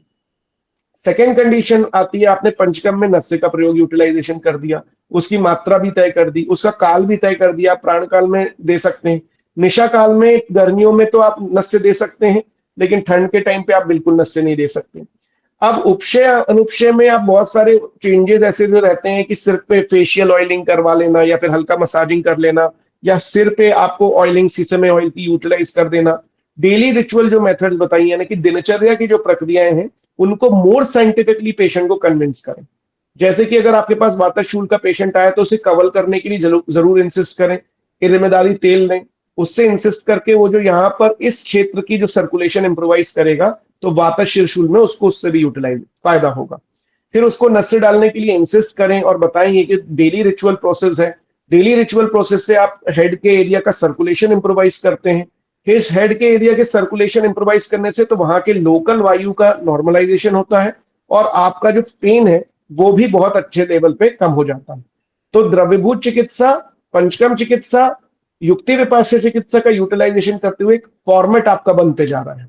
आपके पास मेडिसिन भी आ चुकी, गोल्ड मेडिसिन भी आ चुकी, पंचकर्म भी फॉर्मेट हो गया, डाइटरी पैटर्न भी रेडी हो गया और आप एक कंप्लीट प्रिस्क्रिप्शन जोन पे पहुंच गए। अब आपको उसमें ये देखना है कि उपशय और अनुपशय में पेशेंट कितनी बार आपके पास आता है तो आपको कितनी दिनों तक ये करवाना है। मैं हमेशा कहता हूं कि कोई भी, चाहे वातज कंडीशन हो, पित्तज हो, चाहे कफज हो, आपको एक चंद्रमास यानी कि एक ल्यूनर मंथ 28 दिनों तक पेशेंट को मेडिसिन देनी चाहिए। आपके रस धातु तक भी पहुंचना हो, आहार रस की में इम्प्रोवाइजेशन लेना हो, केदार कुल्य न्याय को एक्टिवेट करना हो, खले कपोत न्याय का ऑब्जर्वेशन करना हो, इन सब के लिए आपके लिए लूनर मंथ प्रॉपर रहता है। तो वातज शेरशूल का अगर आपके पास पेशेंट आता है जो थ्रोबिंग पेन बताता है, अब क्या होता है, मॉडर्न डायग्नोसिस से आप फिर कंफ्यूज होते हैं। फिर वो बताता है कि सर मेरे को किसी ने डायग्नोस किया था कि मुझे माइग्रेन है, किसी ने बताया था कि आपको टेंशन हेडेक है, किसी ने बताया था कि मेरे को आप विप्लश इंजरी हुई थी, पहले कभी झटका लगा था उसके कारण मेरे को सिर दर्द होने लगा। जब तक उसे सर्वाइकल स्पॉन्डिलाइटिस जैसे सिम्टम यानी कि मन्याशूल का इन्वॉल्वमेंट और वो अंशशूल और वहां पर हस्त प्रदेशी शूल विश्वाची जैसे लक्षण ना हो, विश्वाची यानी कि आपको हाथ का सियाटिक जैसा जोन, यानी कि वो मन्या से शुरू होके हस्त तक जाना और वहां पर क्रोनोलॉजिकली बढ़ना, ऐसे जब पेशेंट है, अगर ये नहीं है, डिफरेंशियल डायग्नोसिस में समझें, अगर ये नहीं हो रहा है ऐसी कोई सिचुएशन, तो वो कंप्लीटली वातज शेरशूल है। यहां पर आप अग्निकर्म और विद्यकर्म का भी प्रयोग कर सकते हैं। विद्यकर्म का भी प्रयोग शंख प्रदेश में होगा, अग्निकर्म का प्रयोग भी शंख प्रदेश में होगा। और ऐसे कुछ पॉइंट्स है जहां पर अब कंफ्यूजन क्या होता है कि हमारे पास पेशेंट आता है जैसे साइनोसाइटिस भी रहता है, लेकिन जब तक साइनोसाइटिस है तो एक बात ध्यान रखिएगा, वो वातज शेरशूल में नहीं आएगा, वो वात कफज और कफ वातज ऐसी कंडीशंस पे आएगा। यानी कि उसे पेन के साथ में हैवीनेस होगी या हैवीनेस के साथ में पेन होगा। तो ये हमें डिफरेंशियल डायग्नोसिस में भी समझना चाहिए। तो हम पहले एक लक्षण को लेकर चलते हैं एचएलए ट्रायंगल में। लक्षण होता है शेरशूल, फिर हम उसे डिफरेंशिएट करते हैं कि वो वातज शेरशूल है क्या, उसके हेतुओं के बेसिस पे। जब हमें ये पता चल जाता है कि वो वातज शेरशूल है, तब हम उसकी चिकित्सा करना चालू करते हैं, आद्रव्यभूत चिकित्सा करते हैं। हम उसे कहते हैं आप मुनक्का खाना शुरू करिए, खाली पेट बहुत देर तक मत रहिए, ट्रैवलिंग बहुत ज्यादा मत करिए, जब आप ट्रैकिंग कर रहे हैं तो बहुत लंबे समय तक खाली पेट रह के, तो उस टाइम पे आप अपने जो च्युइंग के लिए मुनक्के या किशमिश का लगातार प्रयोग करिए। क्योंकि हर व्यक्ति ट्रैकिंग के लिए सूटेबल होगा ऐसा भी नहीं है, हर व्यक्ति बहुत ज्यादा चलेगा ऐसा भी नहीं है। सुकुमार भी हो सकता है लेकिन उसे वातज टाइप का शूल भी हो सकता है, भले उसकी प्रकृति पित्तज हो लेकिन उसे वातज शूल भी हो सकता है क्रिएट। सो ये सारी सिचुएशन जब आप जान जाते हैं तो आपकी आद्रव्यभूत चिकित्सा होती है। फिर द्रव्यभूत चिकित्सा में आप शेरशूल वज्रस, महावात विध्वंसन, दशमूला रिश का प्रयोग करते हैं। फिर गोल्ड थेरेपी में आप बृहत्वा चिंतामणि और अगर बहुत क्रॉनिक हो गया है तो योगेंद्र रस का प्रयोग करते हैं। ये काल वही रहता है प्राण काल में और निशा काल में, क्योंकि ऊर्ध जत्रुगत एरिया है, प्राणवायु का क्षेत्र है। तो आपको ऊर्ध जत्रुगत में पहुंचाने के लिए निशा काल का प्रयोग, रेफरेंसेस अष्टांग हृदय सूत्र स्थान 13 लास्ट श्लोक है। और प्राण काल में हम वैशेषिक दर्शन का प्रयोग करते हैं और उसका थॉट प्रोसेस यूज करते हैं और हम सुबह के टाइम पे देते हैं। सो ये लॉजिक भी ग्रंथ में दिए हैं लेकिन हम उसको डिकोड नहीं कर पाते। हमें लगता है अरे वैशेषिक दर्शन का क्या फायदा, क्यों बताया पता नहीं, प्राणवायु के रेशियो यहाँ ज्यादा है तो उससे क्या फर्क पड़ता है। लेकिन आपको पता चल जाता है कि प्राणवायु के काल में औषधि देनी है, निशा काल से पता चल जाता है कि निशा काल में औषधि देनी है। तो आपको जब मेडिसिन के फॉर्मेटिंग एंड टाइमिंग ज्यादा अच्छे हो जाते हैं तो रिजल्ट थोड़े से और एनहांस कर जाते हैं। फिर आपको नस्य के बारे में भी पता चल जाता है कि प्रतिमश का ये वाला जो काल है वो वायु के लिए ज्यादा बेनिफिशियल रहेगा, इस एरिया की प्राणवायु की में ज्यादा बेनिफिशियल रहेगा ना। अगर आपको गर्मी में पेशेंट आया और वातज शूल का है तो आप निशा काल में और मॉर्निंग में अगर दोनों टाइम पे उसको नस्य देते हैं, सिंपल आपके पास कुछ भी नहीं है और तिल को आप पैक करके देते हैं और उसको बोलते हैं कि ऐसा यूटिलाइज करिए, तो scientific knowledge and knowledgeable system of Ayurveda आपको उस पेशेंट को ज्यादा कन्विंसिंग लगता है। कवल का आप प्रयोग डेफिनेटली करें, कवल या गंडूश। गंडूश हमेशा डिफिकल्ट होता है, मैं हमेशा बोलता हूँ डे टू डे प्रैक्टिस में आप कवल का प्रयोग बहुत करें। एरेमेदादी तेल को ले लें, उसको कवल करने के लिए विथ ल्यूकवार्म वाटर मिक्स कर दें एरेमेदादी तेल को, जिसमें उसका फ्लो अच्छा हो, आराम से उसे इस तरीके से कवल करने के लिए कहें। एक रिचुअल का फॉर्मेट उसे बता दें कि सुबह आपको कवल करना है, फिर उसके बाद आपको दंत धावन करना है, फिर आपको नस्य करना है। तो ये जो टाइम है, आदमी बोलता है टाइम नहीं रहता पेशेंट को, लेकिन बड़ा मजा आता है। और पेशेंट, मैं आपको बताऊं, बहुत ऐसे पेशेंट जिनकी लाइफस्टाइल बहुत टीचर हैं या आईटी वर्कर्स हैं, ये सब फॉलो करने लगे। मैं अपने प्रैक्टिकल बेसिस पे आपको बता रहा हूं। आपको ऐसा लगता होगा जब हम खुद नहीं करते हैं तो बाकी क्या करते होंगे, लेकिन करते हैं। आयुर्वेद फील्ड के जो लोग नहीं रहते हैं वो ज्यादा आयुर्वेद अपनाते हैं, और जो आयुर्वेद फील्ड के लोग रहते हैं उसमें वो कैजुअल रहते हैं। अगर आपको किसी आयुर्वेद स्टूडेंट को ट्रीटमेंट करना है तो ज्यादा डिफिकल्ट है, लेकिन अगर स्टूडेंट के किसी रिलेटिव को ट्रीटमेंट करना है वो ज्यादा आसान है, क्योंकि वो बीच में ही इतनी युक्तियां लगा देते हैं कि ट्रीटमेंट और बिगड़ जाता है। So we have to understand कि हमने एक फॉर्मेट बनाया उसकी डाइटरी, अब उसके डाइटरी पैटर्न को जब आप करेंगे तो आपको मधुर अम्ल लवण जब पता है कि वायु के रोग में काम करता है, तो उसके डाइटरी पैटर्न में थोड़े थोड़े चेंजेस करना। स्टार्ट विद द मीठा फूड, उसको बोलना। सूजे के हलवे का ज्यादा इस्तेमाल करना। विच तेल, तिल तेल का मैंने कहा आपको नस्से के लिए तिल तेल का प्रयोग करना है। और यहाँ पर अगर आप कोशिश करते हैं कि आप जो फूड आर्टिकल्स हैं उनको जो बनाने के तरीके हैं उनमें भी ऐसे मूंगफली के जो तेल हैं वो कंटिन्यूस बेसिस पर ना जाए, रोटेशन ऑफ ऑयल में वो खाना बनाए। दूसरी बात ये रहती है कि वो खाना एंड करने के बाद फिर से मीठा ना खा लें, ये आप ध्यान रखें, क्योंकि वात कफज और कफवातज शिरशूल का हेतु ये है। सो कवल के लिए इरिमिदादी तेल, इरिमिदादी तेल को प्रयोग करना है। क्वेश्चंस के लिए हम लोग सेपरेट टाइम रखेंगे, बीच बीच में लेक्चर में क्वेश्चंस नहीं करें क्योंकि वो एक फ्लो को तोड़ता है। लास्ट में जो है हम ये कोशिश करते हैं कि आप पुनर्भव चिकित्सा क्या करनी है। सबसे ज्यादा इंपॉर्टेंट है कि किसी भी प्रकार के वात डिसऑर्डर में अगर आप देखेंगे तो चरक चिकित्सा अध्याय 28 में बड़ा ब्यूटीफुल वर्जन है जिसमें लिखा है च्यवनप्राश को और शिलाजीत को प्रयोग करें, जो कि आपकी अपुनर्भव चिकित्सा मतलब रिपीटेशन नहीं है। जब आप बाद में उसके रसायन टाइम पे आ जाते हैं, पेशेंट ठीक होने लगता है, उसके सिम्टम कम हो जाते हैं लेकिन वो रिपीट ना हो, तो वहां पर च्यवनप्राश को मुहुर मुहुर काल में मतलब थोड़ी थोड़ी मात्रा में दे सकते हैं, या फिर वातातपिक बेसिस पे यानी कि बिल्कुल सुबह और बिल्कुल रात में च्यवनप्राश को एड ऑन कर सकते हैं आधा आधा चम्मच। और शिलाजीत को भी इसी तरीके से प्रयोग में लाना है कि आपको 5 ग्राम्स अगर शिलाजीत यूटिलाइज करना है टोटल दिन में, तो वो 3 डिवाइडेड डोजेस में होना चाहिए, एक बार में 5 ग्राम नहीं देना है। अगर आप टैबलेट्स या गमी में दे रहे हैं तो बहुत अच्छा है, अगर आप उसके डायरेक्टली शिलाजीत का प्रयोग कर रहे हैं तो सिर्फ ठंड में ही करें। मैं बहुत स्पेसिफिकली बोल रहा हूँ, उसको गर्मी में अगर आपको अपुनर्भव में यूज करना है तो वातातपिक रसायन जो च्यवनप्राश है उसी को यूटिलाइज करें। रेफरेंस है चरक चिकित्सा अध्याय 28 वात व्याधि में। और वहां बेनिफिट ये बताया गया कि आपका पेशेंट जब कंप्लीट हो जाता है तो आप उसे लॉजिकली ये समझाइए कि ये रिपीटेशन ना हो, इसके लिए आपको च्यवनप्राश यूटिलाइज हो रहा है और उसका रेफरेंस भी है। तो आप कहीं सिर्फ कमर्शियल बेसिस पे च्यवनप्राश नहीं दे रहे हैं, उसका लॉजिकली आप पूरी चिकित्सा को वन एंड एंड जान रहे हैं। तो अगर वातक शिरशूल का कंडीशन आ रही है तो आप स्टार्टिंग से एंड तक सारे आयुर्वेद के प्रिंसिपल्स को यूटिलाइज करते हुए उसका एक फॉर्मेट बना पा रहे हैं। ऐसी पित्त शिरशूल है, पित्त शिरशूल में आप ये जान पाएंगे उसके इटियोलॉजिकल फैक्टर क्या हो रहे हैं, उसके चाय का इंटेक क्या है, वो खाली पेट में चाय कितना पी रहा है, गरम गरम खाना कितना खा ले रहा है, धूप में कितना घूमता है, धूप में ही तो काम नहीं कर रहा, उसकी ट्रेवलिंग कितनी है, वो लगातार बाइक में तो नहीं रहता, सूरज में तो नहीं घूमता रहता, या फिर उसका भट्टी के पास तो काम नहीं है, या फिर ट्रेन में जो काम होता है, या ऐसे कोई एरिया जहां पर बहुत गर्मी होती है वहां काम तो नहीं कर रहा। ये छोटे छोटे इटियोलॉजिकल फैक्टर्स को जान के जब आप उसके क्वेश्चंस करते हैं, यानी कि दर्शन स्पर्शन प्रश्न के माध्यम से जानते हैं, उसकी आंखों को एग्जामिन करते हैं, उसकी बाकी की जो लाइफस्टाइल है उसको जानते हैं, या फिर उसकी प्रकृति कितनी लगती है और हल्के सुकुमार अवस्था में अगर वो यहाँ वहां हल्के से भी मूवमेंट ज्यादा करता है, गर्मी में ज्यादा रहता है, तो ये सब जो है पित्त शिरशूल बना सकता है। अब पित्त शिरशूल में वो हमारे पास तो आ गया, हमने ठंडी पट्टी उसको देना भी शुरू कर दिया डेली मॉर्निंग में अद्रव्यभूत चिकित्सा में। फिर हमने उसे बोलना चालू कर दिया कि आप हल्का जो है घी का सेवन करना चालू करें। कैसे करें, लेकिन जैसे मैं वर्ड्स बोल रहा हूँ वैसे नहीं, अब उसे समझाना पड़ेगा कि मॉर्निंग में हमने आपके लिए ना अग्नि शॉट्स रखे हैं। अग्नि शॉट्स यानी कि घी शॉट्स ऐसे आपको यूज करने हैं। पेशेंट को बताना है आपको 10 ml मतलब स्टार्टिंग फ्रॉम 5 ml आपको घी जो है वो मॉर्निंग में लेना है, गुनगुने पानी के साथ लेना है और उसमें काला नमक डालना है, सेंधा नमक डालना है। तो पित्त की जो चिकित्सा है वो सुबह से ही शुरू हो जाएगी। आपको कवल इसमें भी यूटिलाइज कर सकते हैं क्योंकि वात का अनुबंध तो रहता ही है, किसी भी प्रकार का शूल हो वहां पर आप इरिमिदादी तेल को वहां पर भी प्रयोग में ला सकते हैं। और इस एरिया के सर्कुलेशन को, प्राण एरिया के सर्कुलेशन को, ओरल कैविटी जोन को, सर्कुलेशन ऑफ फेशियल जोन को इंप्रोवाइज करने के लिए कवल आपको बेनिफिट करेगा। उसके बाद नस्य थेरेपी में भी आपको गोघृत का सिंगल सिंगल ड्रॉप का यूटिलाइजेशन करना है।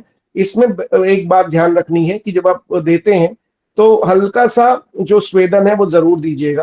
कई बार वो घी यूटिलाइज नहीं हो पाता, अंदर डिपॉजिट रह जाता है, बहुत अच्छे से डिसोसिएट नहीं होता, तब भी पेशेंट को कई दिक्कत रहती है, पित्त कफज अवस्थाएं क्रिएट होने लगती हैं। सो घृत का हमने प्रयोग किया।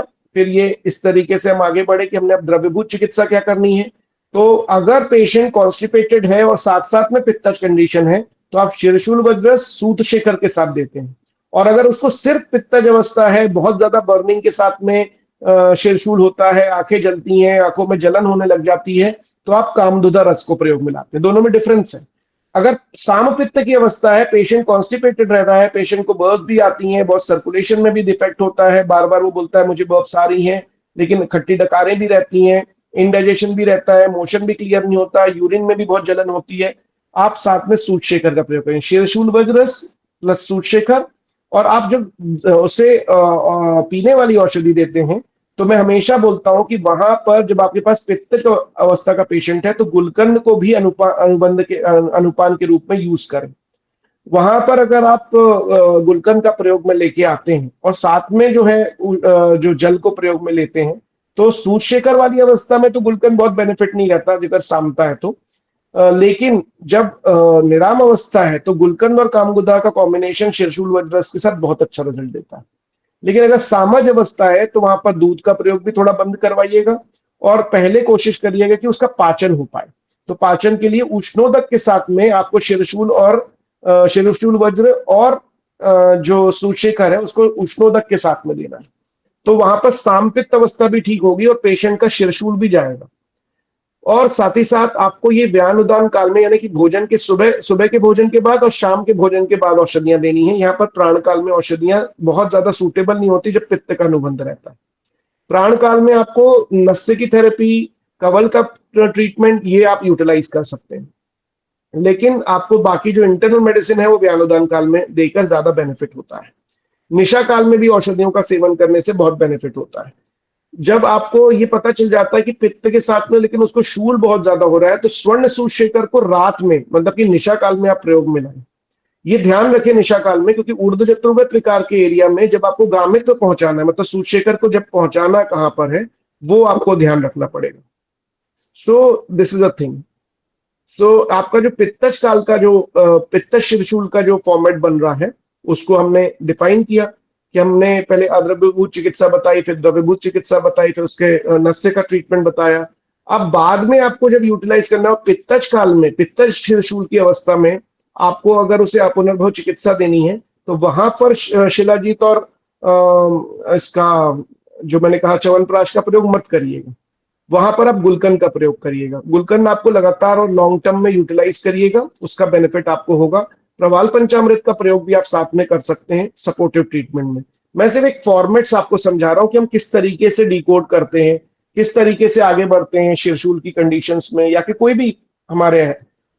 अब हमारे पास पेशेंट आता है कफज शिरशूल में। अब इसकी बहुत लंबी लेन है, क्योंकि लोग जो साइनोसाइटिस कंडीशन है उसके कारण भी होता है, हेड हैवीनेस है उसके कारण भी होता है, पास्ट ट्रॉमा हुआ है लेकिन अंदर कोई कंडीशंस नहीं आई है, सिटी ब्रेन क्लियर है लेकिन हैवीनेस रहती है, वो भी हम कफज शिरशूल में लेते हैं। कंडीशन ये रहती है कि धूपन करने से इसने इमीडिएटली उपशय प्राप्त मिलने लगता है, तो उपशय तो मिल गया। अब हमारे पास हेतु तो आ गई, अलग अलग साइनोसाइटिस की हिस्ट्री हो सकती है, उसको हेडेक की, उसको हेड इंजुरी की हिस्ट्री हो सकती है, लेकिन सीटी स्कैन क्लियर आए, एमआरआई क्लियर आए, अंदर कोई प्रॉब्लम नहीं हो, लेकिन तब भी हेड हैवीनेस रहे। लक्षण में वो बोलेगा कि मेरे को गौरवता के साथ शूल होता है। तो आपको ये समझना है कि गौरवता के साथ शूल है कि शूल के साथ गौरवता है। अगर शूल के साथ गौरवता है वो वात कफज है।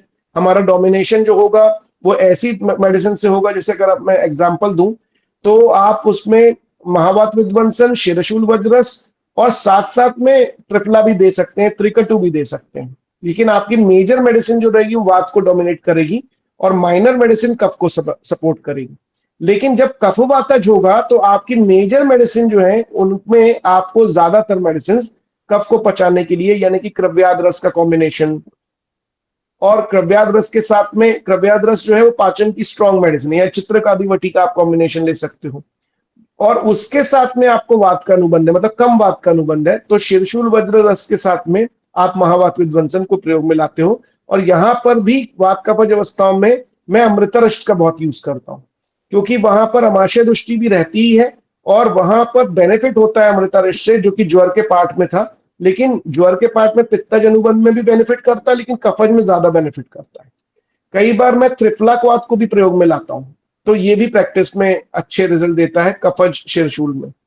और इसमें जब मैं, अगर हम बात करते हैं कि आप कभी भी कोई टेस्ट करवाते हैं, तो यस मैं टेस्ट करवाता हूं। अगर वो क्रोनिक कंडीशन में आया है तो मैं CT scan of the brain भी करवाता हूं। अगर हमारे पास एक्यूट कंडीशन में है और ट्रॉमा करके आया है, ट्रॉमा उसमें हुआ है, तो एमआरआई का भी प्रयोग करता हूँ, एमआरआई हेड का, एमआरआई ब्रेन का, और साथ साथ में सीटी स्कैन को भी करता हूँ। साथ साथ में वॉमिटस टेस्ट भी करवाता हूँ, मेनिंजाइटिस को भी ध्यान में रखता हूँ कि शिरशूल का कंडीशन है और एक्यूट है, विथ वॉमिटिंग है, प्रोजेक्टाइल वॉमिटिंग अगर हो रही है, और साथ साथ में उसको मतलब कि छर्दी और शिरशूल के कॉम्बिनेशन में आया है, तो फिर हम बहुत सारे प्रिकॉशंस लेते हैं, आई एग्जामिनेशन भी करवाते हैं। मैं पित्तज कंडीशन में आई एग्जामिनेशन बहुत मल्टीपल टाइम कराता हूँ। सिलेंड्रिकल ग्लासेस को हमें हमेशा सोचता हूँ कि सिलेंड्रिकल ग्लास का नंबर अगर है या फिर उसके आई नंबर क्या है, प्रोग्रेसिव लेवल पे बढ़ रहे हैं, तो उनके साथ के जो पंचकर्म टेक्निक्स हैं, यानी कि अक्षी तर्पण है, उनका प्रयोग में लाता हूँ। विरेचन को मैं पहले यूटिलाइज करता हूँ, क्योंकि ज्यादातर कंडीशन में पित्त शिरशूल के जो पेशेंट रहते हैं उनमें आई डिफॉर्मिटीज भी आती हैं। अगर ट्रॉमा हुआ है और उसके कारण हेड इंजरी के कारण कोई प्रॉब्लम हुई है, तो मैं वहां पर different line of treatment gold therapy से शुरू करता हूँ।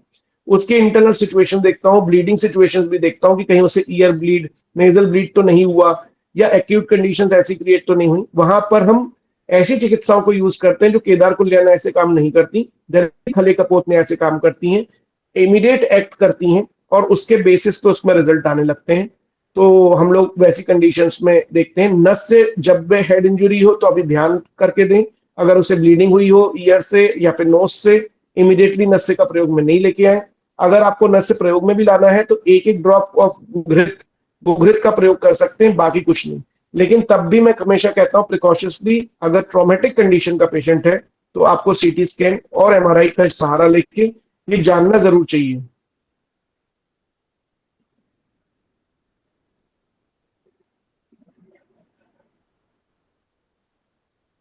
ये मेरे ख्याल से टाइम ओवर हो रहा है क्या? मीटिंग एक्चुअली बीच में चली गई। नहीं प्रशांत जी, अभी है, आप लाइव है। ओके ओके, ठीक जी। आ रही है, आपकी आवाज आ रही है। जी जी, तो मैंने आज आपको तीन डिफरेंशिएट कंडीशंस को थोड़ा सा समझाने की कोशिश करी। ऐसे ही हम जितने भी, चाहे आप ओरशूल की कंडीशन लें यानी चेस्ट पेन को लें, मन्याशूल को लें, वैसे भी हम सोचते हैं मल्टीपल डिफरेंशिएट कंडीशंस को लेकर चलते हैं। शिरशूल के भी और भी कंडीशन आती हैं, जैसे अर्धावभेदक की कंडीशन आती है। लोगों को लगता है अर्धावभेदक इज इक्वल टू माइग्रेन, लेकिन वो सिमिलर टू माइग्रेन हम जरूर कह सकते हैं। हमेशा किसी भी डिसऑर्डर को एज इक्वल टू माइग्रेन आया है तो हम अर्धावभेदक को बुक में खोलें और उसको ही देने लग जाए, ऐसा नहीं होता। मल्टीपल कॉम्बिनेशंस होते हैं, हमें कैलकुलेशंस भी समझना पड़ती है। कई बार हम उससे वात कफज डिसऑर्डर से भी ठीक कर लेते हैं, वात पित्त से भी कर लेते हैं। तो ये हमें युक्ति को कैसे यूटिलाइज करना है, जब आप एक ब्रॉड स्पेक्ट्रम में सोचना चालू करते हैं ना, तो आपको फिर सिर्फ प्राथमिक के साथ में कैसे कंबाइन करना है, ये भी, इसकी भी नॉलेज एंड थॉट प्रोसेस ग्रंथ ही आपको देना लग जाता है।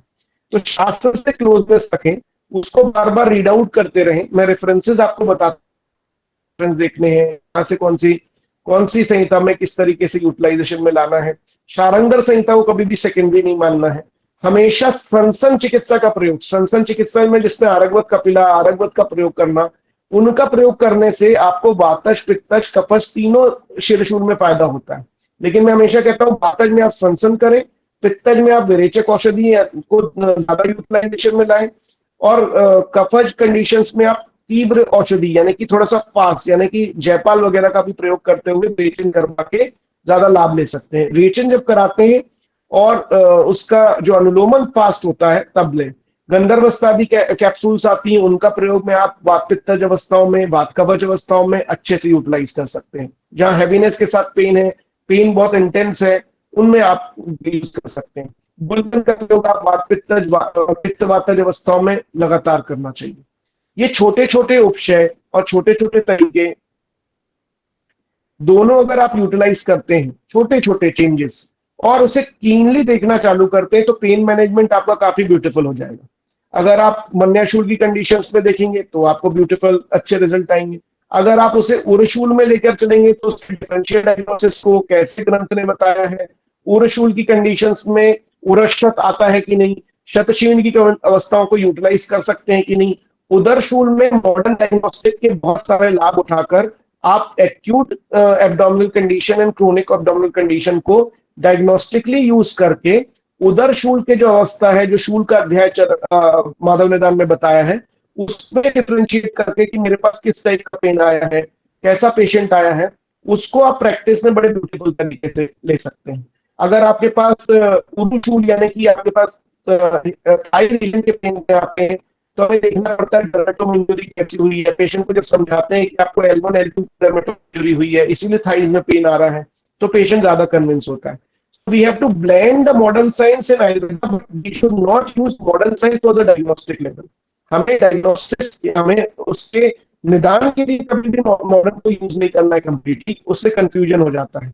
हमें निदान में आयुर्वेद के ही पैरामीटर्स यूटिलाइज करने हैं, लेकिन पेशेंट कन्विंस करने के लिए ज्ञान और विज्ञान का यूटिलाइजेशन करके उस पेशेंट को भाषा में समझाने की कोशिश करनी जरूर लाभकारी होती है।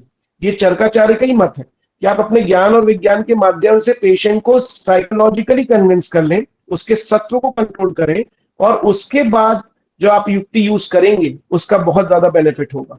देह विपाशय चिकित्सा के माध्यम से भी हम लोग कई कंडीशंस में, पेन कंडीशंस में मैनेज करते हैं।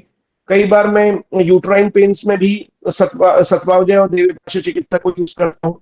शिरचूर की कई कंडीशंस में भी देह विपाशय करता हूँ। कई बार हमारे पास उरशूल का पेशेंट आता है, कटिशूल का पेशेंट आता है, तब भी हम देव विपाशय चिकित्सा को यूज करते हैं। पित्त शूल किसी भी प्रकार के हो, कहीं पर भी बॉडी में आए, तो हम ज्वर में आए हुए सहस्त्र विष्णु सहस्त्र नाम को भी प्रयोग में लाके वहां पर ज्वर के जो संपत्ति क्रिएट होती रहती है बाद में, उनके यूटिलाइजेशन को भी लेते हैं। सो मल्टीपल टाइम हम देव विपाशय, युक्ति विपाशय, सत्वावजय, तीनों का ब्लेंड, आहार चिकित्सा, विहार चिकित्सा, पंचकम का प्रयोग, ये सभी का यूटिलाइजेशन करके एक कंप्लीट पैकेज क्रिएट करते हैं, और वो आपके प्रिस्क्रिप्शन में आ जाता है। तो क्लिनिकल प्रेजेंटेशन यानी कि लक्षण और चिकित्सा, इन दोनों को कंबाइन करने के लिए हेतुओं का कैसे यूटिलाइजेशन करना है, ये आने वाले दिनों में हम लगातार अलग अलग कंडीशंस में देखेंगे। Now you all are welcome for the question answer. हम इसके बाद क्वेश्चन आंसर को लेंगे, क्योंकि पूरे पेन मैनेजमेंट को लेना तो बहुत मुश्किल है, लेकिन आज मैंने कुछ एग्जाम्पल के माध्यम से ये समझाने की कोशिश करी कि हम ऐसे डिकोड करने वाले हैं। शास्त्र को हम इस तरीके से लेंगे कि शास्त्र के जो प्रिंसिपल्स हैं वो हमारी प्रैक्टिस में कैसे यूटिलाइज होते हैं, कौन सी हमारा फ्रेमिंग कैसे बनेगी, हमारे प्रिस्क्रिप्शन की फ्रेमिंग कैसे बनेगी, हम उसको किस तरीके से लिखना चाहिए, व्यान और उदान काल का प्रयोग कब करना है, अपान काल का प्रयोग कब करना है, तो औषध सेवन काल यानी कि क्रोनोफार्माकोलॉजी, उसका प्रयोग यूटिलाइजेशन कैसे करेंगे, पंचकर्म की कितनी मात्रा में हम प्रयोग करेंगे, कौन सी कंडीशन में उसे कॉन्ट्राइंडिकेट करेंगे, ऐसी सब बातों के लिए हम लोग आगे डिस्कस करेंगे। कई कई बार बीच बीच में हम जो procedure day to day basis पे करते हैं, जैसे कटी बस्ती कैसे करनी है, मन्या बस्ती कैसे करनी है, अग्निकर्म कौन कौन सी कंडीशन में यूटिलाइज कर लेना है, day to day OPD basis पे जो हमारे छोटे छोटे प्रोसीजर होते हैं जो हमारे बहुत छोटे एरिया में काम हो सकता है, तो हम इसे ले पाएंगे। तो पंचकर्म का प्रयोग, विद्यकर्म का प्रयोग, और ऐसी कंडीशंस में जैसे कि हम रसायन चिकित्सा का प्रयोग, इन सभी का ब्लेंड लेकर हम पेन मैनेजमेंट को आगे समझेंगे। So I will welcome all the question. पहले जिन्होंने हाथ उठाया पहले उनकी बात करते हैं, फिर पूजा दी आपसे मैं रिक्वेस्ट करूंगा कि प्लीज मुझे जो क्वेश्चंस हैं अगर वो एक एक करके बता देंगे तो हमारे लिए ठीक रहेगा। So we can start the questions. Yes, doctor Pragati. Pragati ji, आप अपना माइक ऑन करके डायरेक्ट क्वेश्चन पूछ सकते हैं।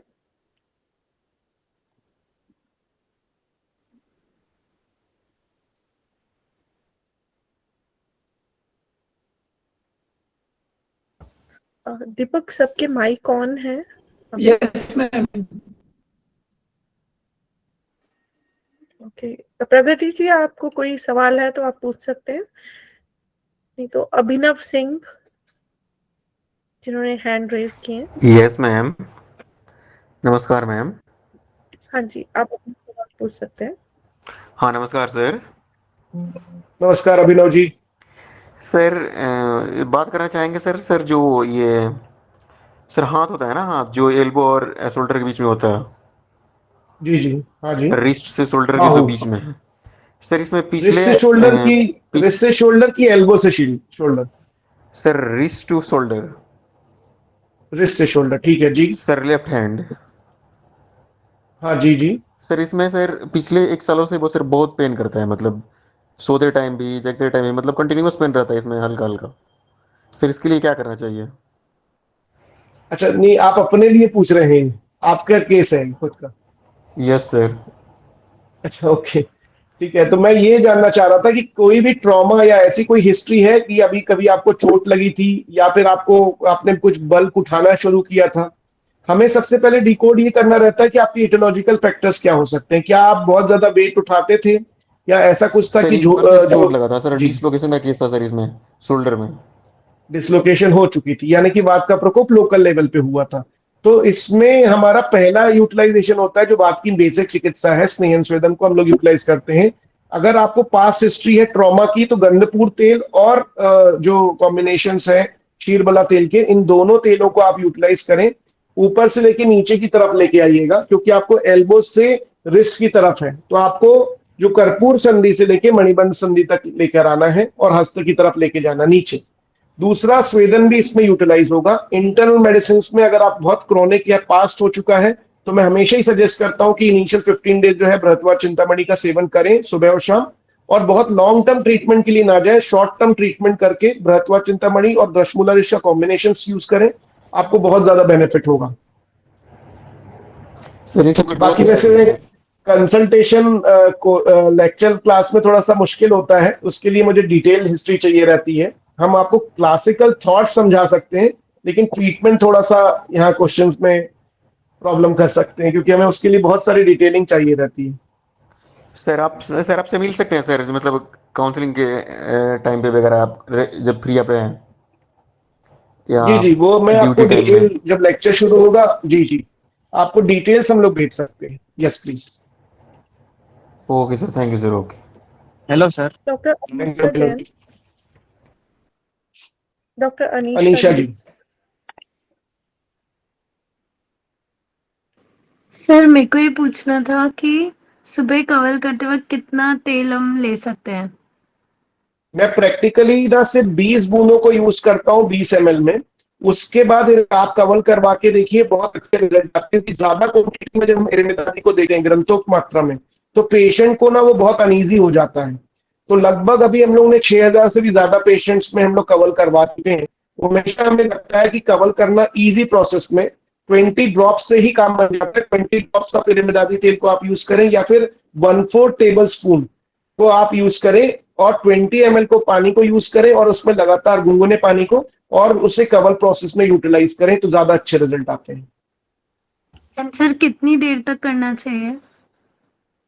लगभग 3 मिनट करना चाहिए। हमने 180 सेकेंड देखा है, 180 सेकेंड तक के जो मूवमेंट्स है वो करने के बाद थूकते हैं। लेकिन क्या होता है, ये सेल्फ कैपेसिटी के ऊपर है। कई बार ना पेशेंट 30 सेकेंड में ही बहुत एग्जॉस्ट हो जाता है, तो हम 30 सेकेंड भी कर सकते हैं। मल्टीपल राउंड्स मिला के 180 सेकेंड तक ठीक है। लेकिन अगर आप बिगनर हैं, तो मैं बोलता हूँ 30 सेकेंड्स तक करके पहले आप हैबिट डालिए धीरे धीरे, और वो 180 सेकेंड तक के मल्टीपल राउंड्स कंप्लीट करिए। एंड सर इसका कोई पश्चात कर्म भी है या फिर डायरेक्ट दंत धावन कर सकते हैं कवल के बाद? दंत धावन कर सकते हैं। एंड सर मेरा एक और क्वेश्चन था कि आपने बोला कि सुबह नस से करना है, मतलब दंत धावन के बाद, और सोने से पहले करना है। तो नस से जब नहीं नहीं, करते ये हैं तो गर्मी बस में, सिर्फ गर्मियों में, वर्षा काल में सिर्फ गर्मियों में यूज करना है। और सुबह के टाइम पे आप बस से हर सीजन में कर सकते हैं। जी एक्चुअली तो घृत हम ऐसे उसको गर्म करके थोड़ा सा कोष्ण करके फिर डालना है, क्योंकि जरूरी नहीं ना हर करेक्ट टाइम है। कोई ना कोई हो, तो खुद से नहीं, ही और डालना वो है। ठंडा करके डालना नहीं है। वही मैंने एक बार मना किया था कि उसको यूटिलाइज ऐसे नहीं सर करना यू आर है। Not Audible. मैं ये कह रहा हूँ कि घृत को बिना गर्म किए यूज करने के मना किया था मेरे लेक्चर में, कि वैसे नहीं करें, हमेशा सुकोष्ण ही यूज करना है। अभी मतलब आ वो रही है आवाज? लिक्विड ड्रॉप जैसा ही होना चाहिए। Absolutely. Next doctor Akshay. Sir, namaste. Thank I'm you sir. Dr. from Kathmandu. I wanted to ask you two questions actually.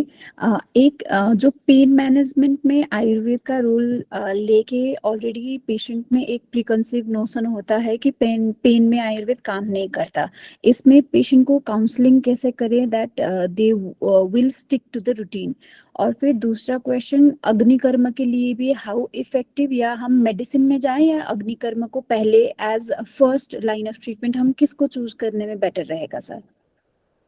Okay रक्षी जी, एक थॉट तो ये है कि अभी जो प्रोस्पेक्ट्स हैं पेशेंट के बहुत ज्यादा चेंज हो गए हैं।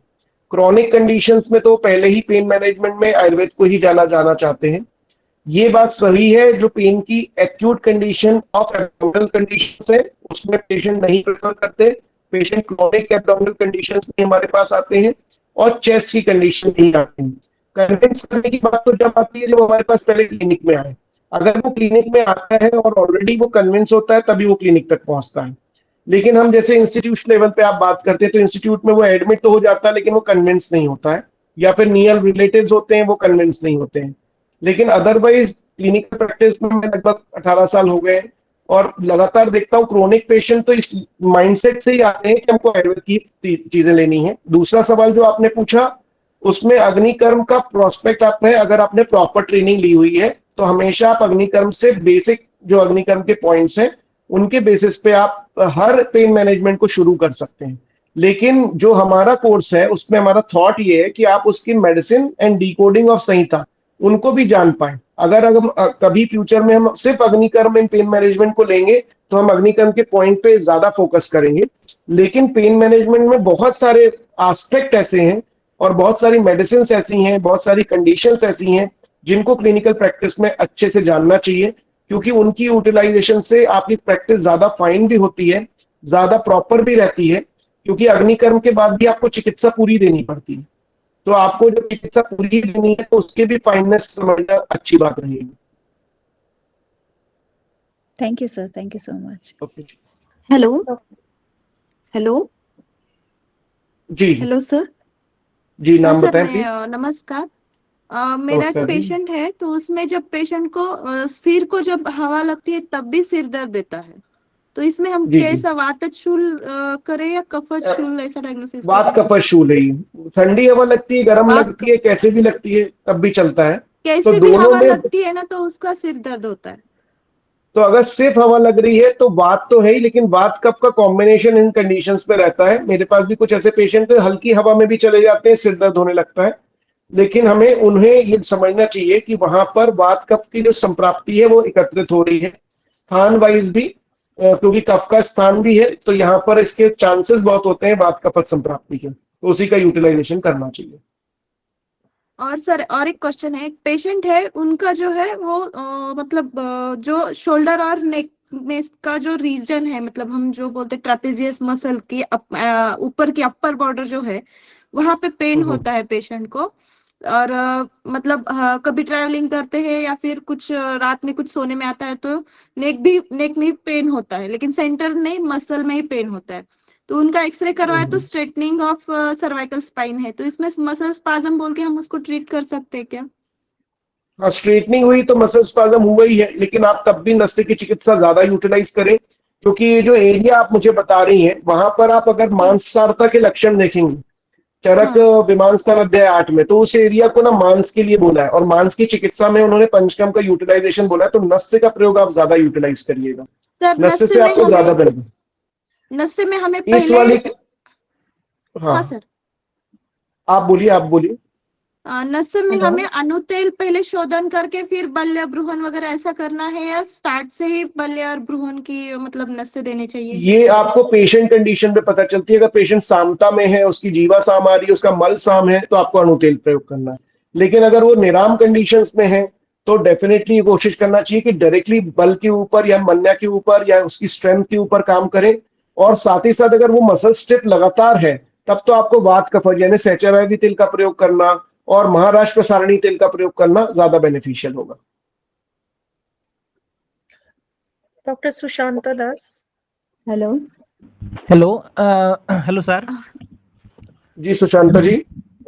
हाँ जी सर, मेरा 2 क्वेश्चन है। जैसे कि आम बात में मेटाकार्पोफेलेंजियल जॉइंट जो होता है, तो उसमें अगर जैसे कि swelling है तो उसमें आम का जो उसका प्रकोप हुआ है, तो ये जो आम जो है उसमें प्रिकिम्पिंग होता है पेशेंट का, और मूवमेंट भी स्टिप हो गया, स्टिफनेस हो गया है, मूवमेंट भी ज़्यादा नहीं हो पाता है। सभ्यता हो जाती है। तो जी। इस कंडीशन में हम जैसे कि कोई भी ऑयल तो आप इसमें यूज़ नहीं कर सकते, जैसे कि ये आम का कंडीशन है, तो उसमें हम रुक्षोषेप के साथ और क्या दे सकते हैं? नहीं, उसमें भी अगर आप अच्छे से आम बात को पढ़ेंगे तो उसमें कटु तेलम प्रयोग ले लाया है। कटु तेल में कौन से प्रयोग हैं? सरसप तेल का प्रयोग और बृहत्संध्यवादी तेल का प्रयोग करने के साथ बहुत रुक्ष श्वेत का प्रयोग आप कर सकते हैं। क्योंकि होता क्या है कि जब आपके पास पेशेंट आता है, उसमें अगर आप उसका कार्पोफेरेंजियल जॉइंट पूरा डिस्ट्रॉय हो गया, वहां स्वेलिंग आ रही है, इसका मतलब वात का प्रयोग यानी कि वात का अनुबंध बहुत ज्यादा हो चुका है। और अगर आप वहां पर स्नेह नहीं देते हैं, सिर्फ वृक्ष श्वेत को प्रयोग करते हैं, तो प्रॉब्लम है। और मैं हमेशा कहता हूं कि एरंड मूल कषाय और बला एरंडादि कषाय, इनका दोनों का प्रयोग, और रासना एरंडादि कषाय इसमें बहुत ज्यादा अच्छा रहता है। सर ये तो जैसे कि इंटरनल मेडिसिन के लिए है, जैसे कि अगर पेशेंट चाहे कि जैसे उसमें स्वेलिंग है, जैसे नहीं, कि मैंने उसमें आपको एक्सटर्नल के लिए जो तेल लगने हैं वो बता दिए हैं।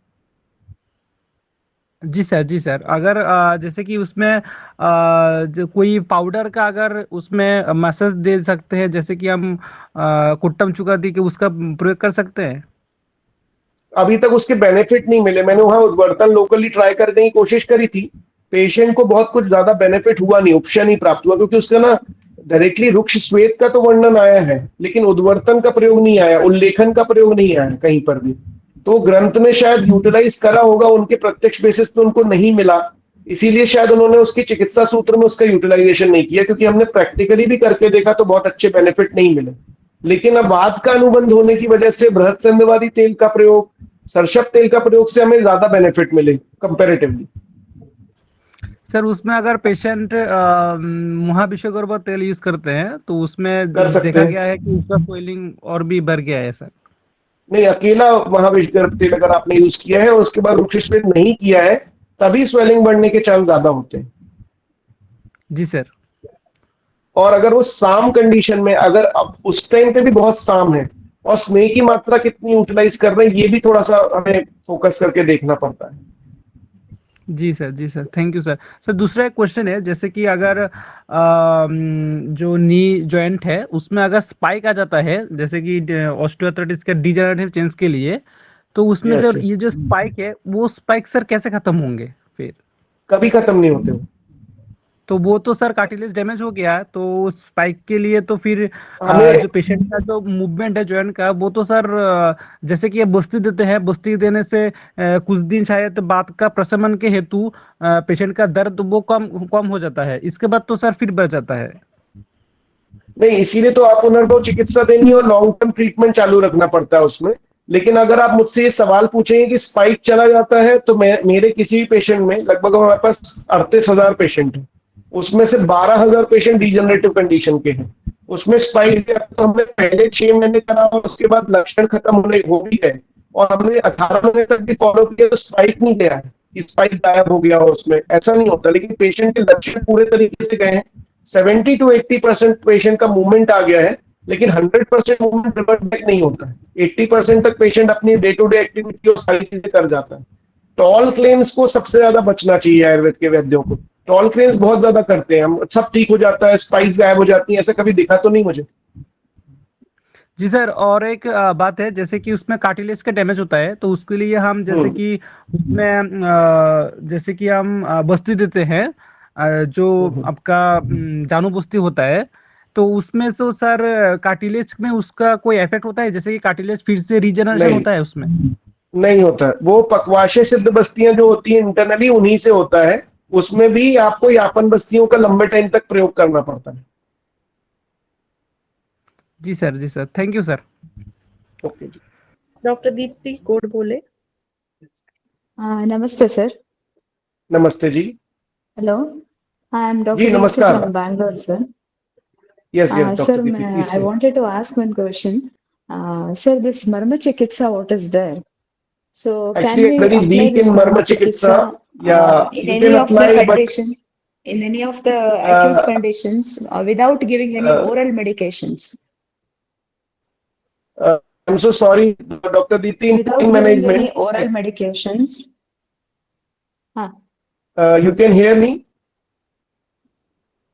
yes, sir. So without giving any oral medicine, Marma Chikitsa is also a part of it. But when you see, but I'm so Ah, sorry, please understand this thing. Marma ah, Chikitsa is not ah. legitimacy in the you can say it is not directly mentioned in any of the granth. It is actually defined as a Ah, new thing. Actually, and it is working well ah. also. But in my practice, I'm very Ah, rarely using Marma Chikitsa. But instead of that, when we change the okay. food habits and condition, it is working well.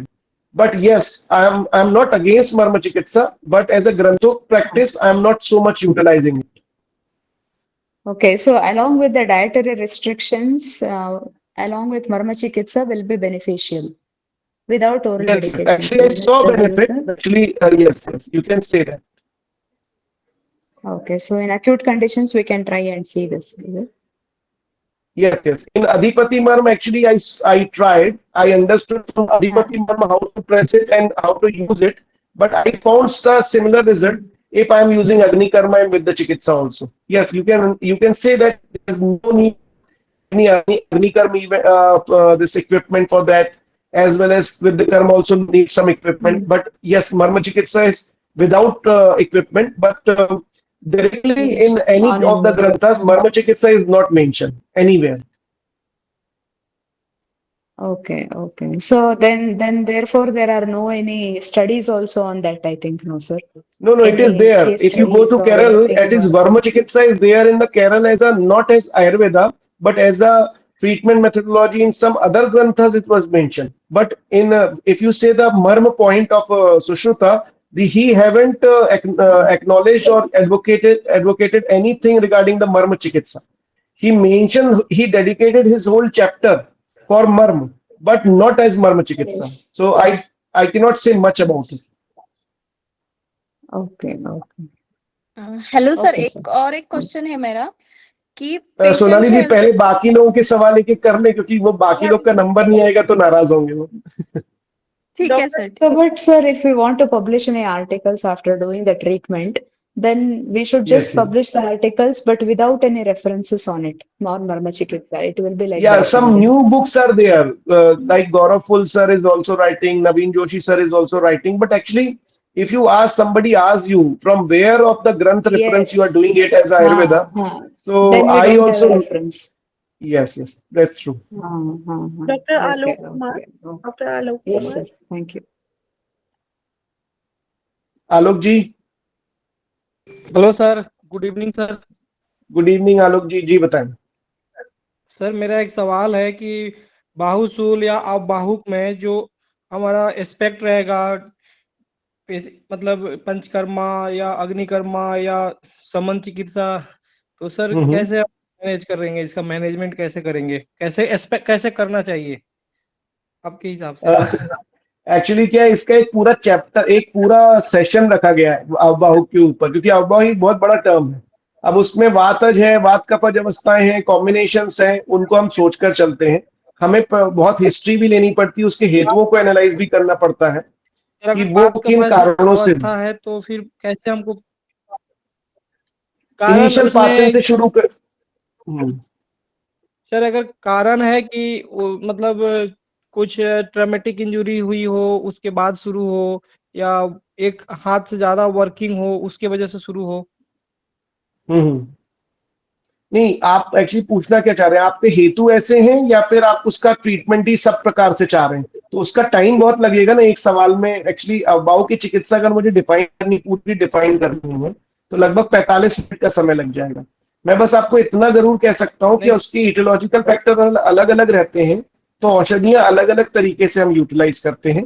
Panchakarma को भी हम अलग अलग तरीके से अलग अलग द्रव्यों से करना पड़ता है. भले हो सकता है प्रोसीजर सेम हो सकता है मैं अवबाहु पे नस से कर रहा हूँ, लेकिन उसके जैसे ही हेतु चेंज हो जाएंगे वैसे ही नस से का द्रव्य चेंज हो जाएंगे. हम वहां पर अगर हम धारा कर रहे हैं लोकल लेवल पे तो जो औषध द्रव्य है वो चेंज जरूर करना पड़ेगा. हो सकता है हम एक में महानारायण तेल से कर रहे हूँ, दूसरे वाले में हमें महाविषगर तेल लग रहा हो या महाचंद्रवादी लग रहा हो, तीसरे में हमें चंदनबला लाक्षादी लग रहा हो। वो अलग अलग कंडीशंस के ऊपर डिफाइन करना पड़ता है। कर्पासस्ते आदि हम कई में यूज करते हैं, जैसे ट्रोमेटिक इंजरी आपने कहा। सो इट डिपेंड्स कि हमें क्या है, और फिर हमें उसके एग्जामिनेशंस कैसे करने हैं उस पर भी हम लोग ध्यान रखते हैं कि उसके मूवमेंट कितने चालू हुए हैं, उसके रोज ऑब्जर्वेशन करना, लोकल लेवल पे अग्निकर्म करना और नस से ट्रीटमेंट करना इन कॉम्बिनेशन। और वो विश्वाची से अलग है, सर्वाइकल कंडीशंस उसके साथ मिक्स तो नहीं हुई हैं, ऐसे छोटे छोटे माइन्यूट चीजें देख के उसमें ट्रीटमेंट करना पड़ता है। अभी शॉर्ट में मैं इतना ही बता पाऊंगा, क्योंकि अगर इसको हम ट्रीटमेंट वाइज लेंगे तो बहुत लंबा डिस्कशन हो जाएगा। ठीक है sir, okay sir, thank you so much. Thank you जी। Doctor Nikita. Good evening sir. जी नमस्ते। सर 75-year-old फीमेल पेशेंट है, उनको हाइपोथायरॉयडिज्म भी है, हाइपरटेंशन है और साइनोसाइटिस। सर उनको दोनों नीज में सिवियर पेन है एंड एंकल जॉइंट में भी सिवियर पेन है, वेरिकोज वेन्स है और स्वेलिंग है, लंपी काइंड ऑफ स्वेलिंग्स है। सर उनको क्या दे सकते हैं पेन के लिए? बहुत कुछ दे सकते हैं ऐसे तो, क्योंकि इसमें तो आपको, मुझे लगता है जब 75 कंडीशन रहती है तो मैं अपनी चिकित्सा हमेशा गोल्ड थेरेपी से शुरू करता हूँ। उसकी हिस्ट्री लेता हूँ, उसके हाइपरटेंशन में कौन सी मेडिसिन वो यूटिलाइज कर रहे हैं, कैल्शियम चैनल ब्लॉकर का ओवर यूज नहीं होना है, साइनोसाइटिस के लिए उन्होंने कौन सी मेडिसिन ली है, उनका डाइटरी पैटर्न कैसा है, उनका वॉकेबिलिटी कितनी है, वो उठते बैठते टाइम दर्द में आ रही है या कंटिन्यूस दर्द में है, उनकी स्वेलिंग का पैटर्न कैसा है, वो स्वेलिंग कब से शुरू हुई है। अगर वो लेट नाइट फूड अभी भी ले रहे हैं, मिल्क का यूटिलाइजेशन कर रहे हैं, तो बहुत सारे हम पहले इटियोलॉजिकल फैक्टर्स को कट शॉर्ट करते हैं। साथ में मैं गोल्ड थेरेपी से यूटिलाइजेशन शुरू करता हूं, और इन कंडीशंस में मैं हमेशा स्नेहन स्वेदन को प्रेफरेंस देता हूं। जिनमें भी एज 65 से ऊपर होती है, मैं स्नेहन स्वेदन को प्राइमरी लाइन ऑफ ट्रीटमेंट में along with gold therapies utilisation करना चालू करता हूँ। जो भी उसमें आपका अगर स्वेलिंग बहुत ज्यादा है तो मैं हमेशा सैचर आदि से स्टार्ट करता हूं। अगर स्वेलिंग के साथ में उनको ऐसी की सिचुएशन है कि ज्वाइंट में जो मूवमेंट है वो बिल्कुल रिस्ट्रिक्ट हो गए हैं, स्टिफनेस है, तो महाविषगर पिल का भी प्रयोग कर सकते हैं। और अगर स्टिफनेस के साथ में ज्वाइंट पेन है तो आप महाविषगर के साथ रुक्षश्वेत करिए। और अगर वैसा है कि सिर्फ स्टिफनेस कंप्लीट नहीं है, पार्शियल मूवमेंट लॉस है, तो सैचर आदि तेल के साथ पत्र पोटली का यूटिलाइजेशन करना बहुत बेनिफिशियल रहेगा। बस्ती की मात्रा बस्ती फॉर्मेट इन 75 एज से ज्यादा पेशेंट में मात्रा बस्ती का प्रयोग बहुत अच्छा रिजल्ट देता है। Okay sir. Sir internal medication कुछ दे सकते हैं? मैंने बृहत्वात चिंतामणि आपको बताया, इनिशियल लेवल पे बृहत्वात और वहां पर एरंड रासनादी कषाय या दशमूला रेस्ट, इनका प्रयोग आप कर सकते हैं। और ओल्ड एज है तो बयान और उदान यानी कि लंच एंड डिनर के बाद ही मेडिसिन का प्रयोग करें। ठीक है सर, ठीक है, thank you sir. Okay. Doctor Abhijit. नमस्ते सर। नमस्ते सर। सर एक नमस्कार पेशेंट थी सर एक पेशेंट थी, उनको साइटिका का इशू था सर। तो साइटिका का उन्होंने प्रॉपर ट्रीटमेंट लिया सर। उसके बाद उनका साइटिका का जो इशू था, ब्लड कंप्रेशन, वो प्रॉब्लम सॉल्व हो गया सर। बट उसके बाद उनको फिर ओवरऑल पूरे बॉडी में, specially above the hip and below the hip, बहुत ज़्यादा पेन होने लगा सर। तो आफ्टर दैट सर मैंने उनको दशमूलाधीश था और सर महानारायण तैला स्टार्ट किया सर, और महायोगराज गुगुल स्टार्ट किया सर। उनको स्टार्टिंग के फेजेस में 10 डेज के आसपास सर उनको थोड़ा रिलीफ मिला, बट सर उसका सिग्निफिकेंटली रिलीफ नहीं मिला। तो मैंने कहा लैग की क्या गलती करी सर? अभिजीत जी मुझे ये बताइए कि उस पेशेंट की एज क्या थी? Sir 45 female, 45 female. 45 female.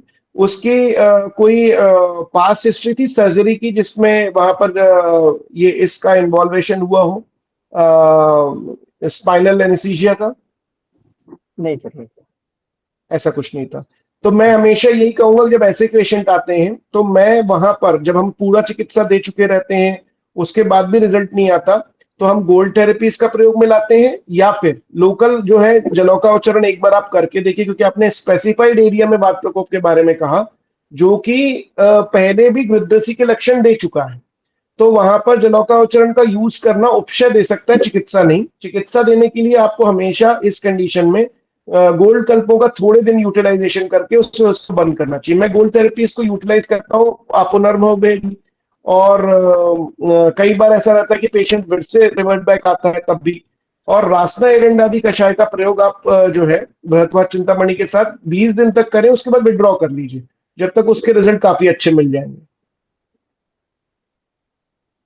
Sir आप ब्रीफली बता सकते सर लाइक गोल्ड थेरेपी कैसे यूज करेंगे सर, लाइक इस केस में आपने जैसे बताया सर। जैसे कि अभी मैंने बताया व्यायाम और उदान काल में बृहत्वा आधा रत्ती प्रमाण में एरंड मूलादि कषाय के साथ में या रासना एरंड आदि कषाय के साथ में आप यूटिलाइज करिए। और व्यायाम और उदान काल यानी कि भोजन सुबह का और भोजन शाम का, इसके टाइम पे बैगन दही और उड़द दाल बंद कर दीजिएगा फूड में, और उसको फिर हम 20 डेज तक के लिए उसको यूटिलाइज करेंगे व्यायाम और उदान काल में। और लोकल जो आप प्रोसेस कर रहे हैं वहां पर लोकल और स्वेदन स्पेशली पत्र पुतली का प्रयोग जरूर करिएगा। ओके सर, एक और सवाल था सर, जैसे एक ही पूछिए, बहुत सारे लोग रह रहे हैं, एक ही पूछिए sir please. Okay okay okay okay, thank you so much sir. Doctor Richa. Hello sir, नमस्ते जी नमस्कार जी। एक फीमेल 59-year-old फीमेल पेशेंट है। उनको बायलैटरल लोअर लिम्ब और अपर लिम्ब में वीकनेस फील होती है, मेनली लोअर लिम्ब पे। और अगर वो कोई भी मूवमेंट करे हाथ वगैरह में तो उनको शॉर्टनेस ऑफ ब्रीथ फील होती है। और अगर वो अप स्टेयर पे क्लाइंब करती है या डिशवॉश करती है तो वो अपने आप ही नीचे झुक जाती है, अनकॉन्शियसली झुक जाती है। और कोई भी कोल्ड फूड ले ले तो उनका यूरिनेशन स्टॉप हो जाती है। तो इस केस को हम आयुर्वेद में कैसे विचार कर सकते हैं? ये वात का क्षयात्मक कंडीशन क्रिएट हो रही है। अब वो होता क्या है कि वहां पर वो क्षय भी है और अवरोध भी है पार्शली। तो इनिशियल लेवल पे तो क्षय शुरू हुआ होगा, लेकिन पता नहीं ये सर्वांगत वात की अवस्था क्रिएट होना चालू हो रही है, लेकिन अभी उसने पूरा रूप लिया है। तो हम लोग क्या करते हैं ऐसे पेशेंट्स में, मैं जब जाता था गुरुजी के पास में तो मैंने एक कंडीशन बिल्कुल सिमिलर सी देखी और मैंने मात्रा बस्ती का वहां पर फंटास्टिक रिजल्ट देखा, क्योंकि इसका कोई क्लासिकल डायग्नोसिस तो है नहीं, ये तो अवस्था है पूरे शरीर में फैलने वाली। तो वो अवस्था का भी एक फेज भी नहीं क्रिएट हुआ और ये कहीं कोई नामकरण तक नहीं पहुंची। तो हम ऐसी अवस्था में कारण ये समझते हैं कि वायु का प्रकोप हो रहा है, लेकिन वायु जो है क्षय क्रिएट कर रही है। तो हम उस अवस्था में मात्रा बस्ती का यूटिलाइजेशन स्पेशली सैचर आदि और 5 ग्राम सैंडव को मिक्स करके बस्तियों को चालू करते हैं और एक लंबे काल तक 28 दिनों तक मात्रा बस्ती को देते हैं, एक प्रॉपर रिजल्ट आने लग जाता है। जी सर, थैंक यू सर। अगर हम बला अश्वगंधा यूज करें तो कैसा होगा इस केस में? साम है निराम है, उसमें प्रॉब्लम ये होती है अगर आपने पेशेंट साम निकल गया तो बलाश्वगंधादि से और उसको दिक्कत हो जाएगी। जी sir, thank you so much. Doctor Rakesh Kumar. नमस्कार सर। नमस्ते राकेश जी। सर मेरे पास एक 27 ईयर्स एक पेशेंट आया था, वो न्यूरो सर्जन को भी दिखाकर आए थे। लगभग वो मैंने जब हिस्ट्री लिया तो उन्होंने बताया कि 20-25 दिन पहले उनके यहाँ कोई मैरिज थी, तो मैरिज में उनको प्रॉब्लम हुआ था। उसके बाद न्यूरो सर्जन से उन्होंने ट्रीटमेंट कराया पर कोई आराम नहीं मिला। जब मैंने एमआरआई देखी सर तो उनकी एमआरआई में C3 सर्वाइकल C3 से C6 तक उनको माइल्ड डिफ्यूज बल्जिंग डिस्क आया और कैनाल स्टेनोसिस आई हुई थी और उनके लंबर रीजन में POVID आया हुआ था। तो मैंने इनिशियल स्टेज में उनको बालुका स्वेद स्टार्ट करी थी और महातिक्त ग्रत, योगराज गुगुल, अमृतादि गुगुल, रासना सप्तक क्वाद और नाइट में HS में एरन ब्रश हरित की दिया था सर उनको। अभी उतना इम्प्रूवमेंट है पर उतना खास इम्प्रूवमेंट नहीं है। फर्दर मुझे प्लान ट्रीटमेंट क्या करना चाहिए? आपका मुझे बस एडवाइस और सजेशन और आपका मार्गदर्शन चाहिए सर। राकेश जी देखिए, आपने कहा लंबर में PIVD भी आ गया है, सर्वाइकल में भी उसको प्रॉब्लम आई है। अभी आपको बस ये सिलेक्ट करना पड़ता है कि ऊपर वाला जो जोन है, जो यानी कि प्राण जोन है, वहां पर ज्यादा दिक्कतें हैं, उसके सिम्टम्स रिलेटेड ज्यादा है, या पहले अपान क्षेत्र में है। अगर अपान क्षेत्र में है और लंबर PIVD ज्यादा, सर्वाइकल ज्यादा है। अगर मैं आपको कंप्लीट करके बताता हूं, अगर उसको लंबर जोन में ज्यादा है तो आपका पहला line of treatment and initiation जो होगा वो बस्तियों से शुरू होगा, जो कि पक्वाशय बस्ती होंगी इंटरनल मात्रा बस्ती के फॉर्मेट में, और उसको फिर एरंड मूलादि निरू जो है वो देना चाहिए। मतलब 8 दिन का फॉर्मेट आपका ऐसा बनेगा अगर नंबर जोन ज्यादा है तो पहला, दूसरा, चौथा, छठवां और 8वां दिन सैचर आदि की 60 ml की बस्ती, तीसरा, 5वां और 7वां दिन एरंड मूलादि निरू बस्ती जाएगी उस केस में। अगर उसका लंबर जोन है। सर्वाइकल जोन में ट्रीटमेंट चेंज हो जाता है, नस से पे आता है, नस से उसको ज्यादा क्वांटिटी में दिया जाता है। 4 ड्रॉप्स ऑफ सैचरादी तेल को हम लोग यूज करते हैं, या फिर आप महाराज प्रसारणी और साथ साथ में शरीर बला एंड महाराज प्रसारणी का कॉम्बिनेशन करके उनको 4 ड्रॉप्स में मतलब एक साथ मिला दीजिए उस ऑयल को, और उनको आप 4-4 ड्रॉप्स डालना शुरू करिए विद स्नेहन, स्वेदन एंड स्वेदन रिपीट। मतलब कि स्नेहन करेंगे पहले सैचरादी का, फिर स्वेदन करेंगे लोकल लेवल पे, नस से देंगे, फिर से स्वेदन देंगे। दूसरा, आपने यहाँ पर कहीं पर भी गोल्ड थेरेपीज को यूज नहीं किया, क्योंकि वहां पर ना वो आगे जाके मल्टीपल लेवल पे उसको वैसे भी डिसबल्ज क्रिएट हुआ है, जिसको हम स्ट्रंस की संप्राप्ति कहते हैं। स्ट्रंस मतलब अपने जगह से हट जाना, डिस्प्लेस हो जाना। और दूसरा, वहां पर कैनल स्टेनोसिस हुआ है, जहां पर आमता की संप्राप्ति हुई है। अगर हम आम पाचन करे बिना ट्रीटमेंट चालू करेंगे, जैसे आपने सैचरादी की तेल की कैप्सूल यूज करी, ठीक है, लेकिन आपने अगर शीरबला की कैप्सूल्स यूज करी इंटरनली, तो प्रॉब्लम है। उसी की तरह टैबलेट्स में अगर आप बृहत्वा चिंतामणि का प्रयोग करते हैं 65 मिलीग्राम में, भोजन के बाद करते हैं, और साथ में रासना एरेंडादी को देते हैं, तो वो बहुत बेनिफिशियल रहे। इस केस में सर्वाइकल यूटिलाइजेशन होने की वजह से आपको ज्यादातर कोशिश ये करना चाहिए कि मन्या और मांस के ऊपर काम करने वाली औषधि, यानी कि पहले पाचन करने के बाद आपको अश्वगंधा का प्रयोग बाद में करना रहेगा। जैसे हम च्यवनप्राश अवलेह बोल रहे थे, बाद में जब ट्रीटमेंट कंप्लीट हो जाएगा तो वहां पर अश्वगंधा लेह का प्रयोग करते रहिएगा, नहीं तो वो वापस से वहीं पर बैठ जाएगा। Okay sir, thank you sir. थोड़ा ठीक था? जी sir, thank you. Okay, thank you everyone for, yes, ये लास्ट ही क्वेश्चन। लास्ट 4 हैं, 4 लोग हैं जिनका हैंड रेज है। लेकिन मेरा ना एक्चुअली एक और 10:30 हो गया था, तो एक जन और है, एक जगह और भी मुझे बोलना है, तो हम 5 मिनट में फिनिश करें। यस जी जी, ठीक है, आगे जी। डॉक्टर प्रभात सर नमस्ते। प्रभात जी नमस्कार। के बारे में थोड़ा जानना चाहता हूँ। आपकी वॉइस बीच बीच में कट रही है प्रभात जी, वॉइस कट रही है बीच में। जी सर, सर अवोपेडक स्नेह के बारे में थोड़ा जानना चाहता हूँ, इसके बारे में थोड़ा बताओ। अवोपेडक स्नेह वैसे तो मैं अपनी क्लिनिकल प्रैक्टिस में सिर्फ यूटीआई में ही यूज कर पाया। अवोपेडक स्नेह बहुत जगह यूज होता है, लेकिन मतलब मेरा यूटिलाइजेशन अवोपेडक में बहुत कम रहा है। कषायों के स्नेह मतलब अवोपेडक स्नेह को यूज करने में यूटीआई कंडीशंस में बिटवीन द फूड्स हम लोगों ने यूटिलाइज किया है, लेकिन बहुत ज्यादा इसके मेरे को रिजल्ट और ओरिएंटेशंस तो नहीं क्रिएट हुए। मैं कुछ और लोगों से डिस्कस करके इन फ्यूचर आपको जरूर बताऊंगा, क्योंकि अवोपेडक की क्लिनिकल प्रैक्टिस ओरिएंटेशन आईपीडी के बिना बहुत मुश्किल हो जाती है। क्योंकि जब मैं आईपीडी में या पीजी कंडीशंस में था, तब तो हम यूटिलाइजेशन इसकी देख पाते थे, लेकिन जब आप ओपीडी बेसिस पे या डे केयर पे करते हैं, पेशेंट की कंडीशंस बहुत चेंज होती हैं और वो फॉलो नहीं कर पाते हैं। डॉक्टर निशा। नमस्कार सर। निशा जी नमस्ते। सर मेरा एक क्वेश्चन था। सर आपने बताया था कि वातज शिरोशूल के अंदर क्रॉनिक कंडीशन में हम वृत्तवात चिंतामणि का यूज कर सकते हैं, और अगर वो और भी ज्यादा क्रॉनिक हो जाए तो योगेंद्र रस को हम फॉलो करते हैं। तो हम कब ये अपने लाइन ऑफ ट्रीटमेंट में चेंज लाएं कि अब वृत्तवात चिंतामणि से नहीं हो पा रहा है तो हमें योगेंद्र रस पे शिफ्ट होना है? और कितने डेज की प्रिस्क्रिप्शन हम फिर उसमें रख सकते हैं दोनों के लिए? मतलब कितने टाइम के लिए हम वृत्तवात चिंतामणि किसी पेशेंट को चला सकते हैं या योगेंद्र रस? शुरू के 28 डेज का, जैसे मैंने बताया 28 डेज एक यूनार मंथ में एक चंद्रमास तक मैं यूज करता हूँ। अगर उसके बाद रेशियोज बहुत कम रहते हैं और 6 महीने से पुरानी हिस्ट्री रहती है शिरोशूल की, तभी हम योगेंद्र इंट्रोड्यूस करते हैं। और कितना लंबा ड्यूरेशन है ये हमें प्रिस्क्रिप्शन फॉर्मेट तो 28 डेज के ही हम बनाते हैं क्लिनिकल प्रैक्टिस में, लेकिन कई बार ऑब्जर्वेशनल सिचुएशन ऑफ योगेंद्र देखने के लिए 5 दिनों तक उसको देखते हैं, 5 डेज के ही बूस्टर देके ऑब्जर्वेशन में बात करते हैं।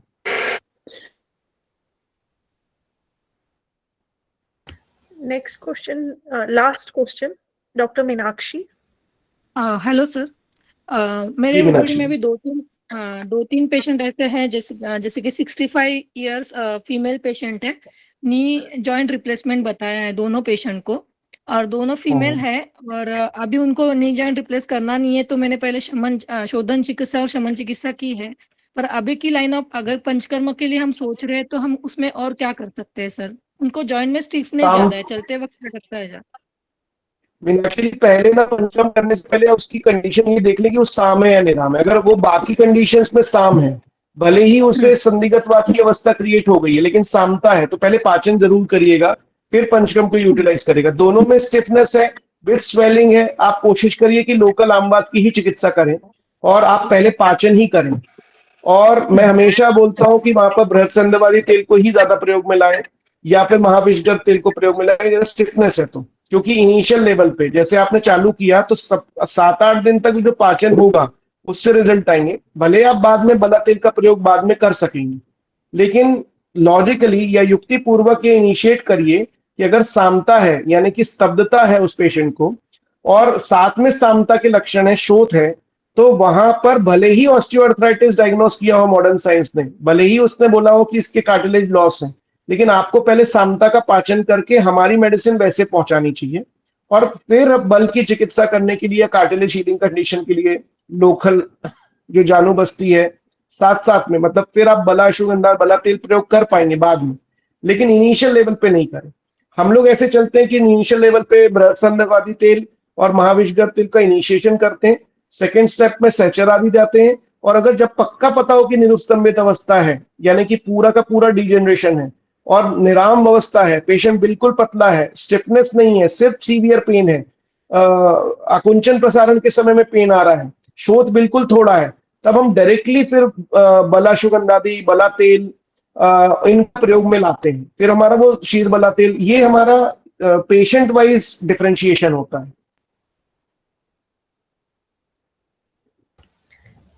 आई होप मैं थोड़ा क्लियर कर पाया Meenakshi ji. Meenakshi ji, yes sir, yes, thank you sir. Okay जी, thank you so much. Thank you Vaidya Prashant Tiwari ji. आज का सेशन Thank you. यहीं पे क्लोज करते हैं और कल से क्लासेस रेगुलर स्टार्ट होने वाली हैं एट 9 o'clock। अगर किसी ने नहीं रजिस्टर किया है तो मैंने चैट बॉक्स में लिंक रखा है, आप रजिस्टर कर सकते हैं। Thank you. Thank you. Thank you. Thank you Thank you. everyone Thank you so and much. thank you Vaidya Thank you Prashant. everyone for patience.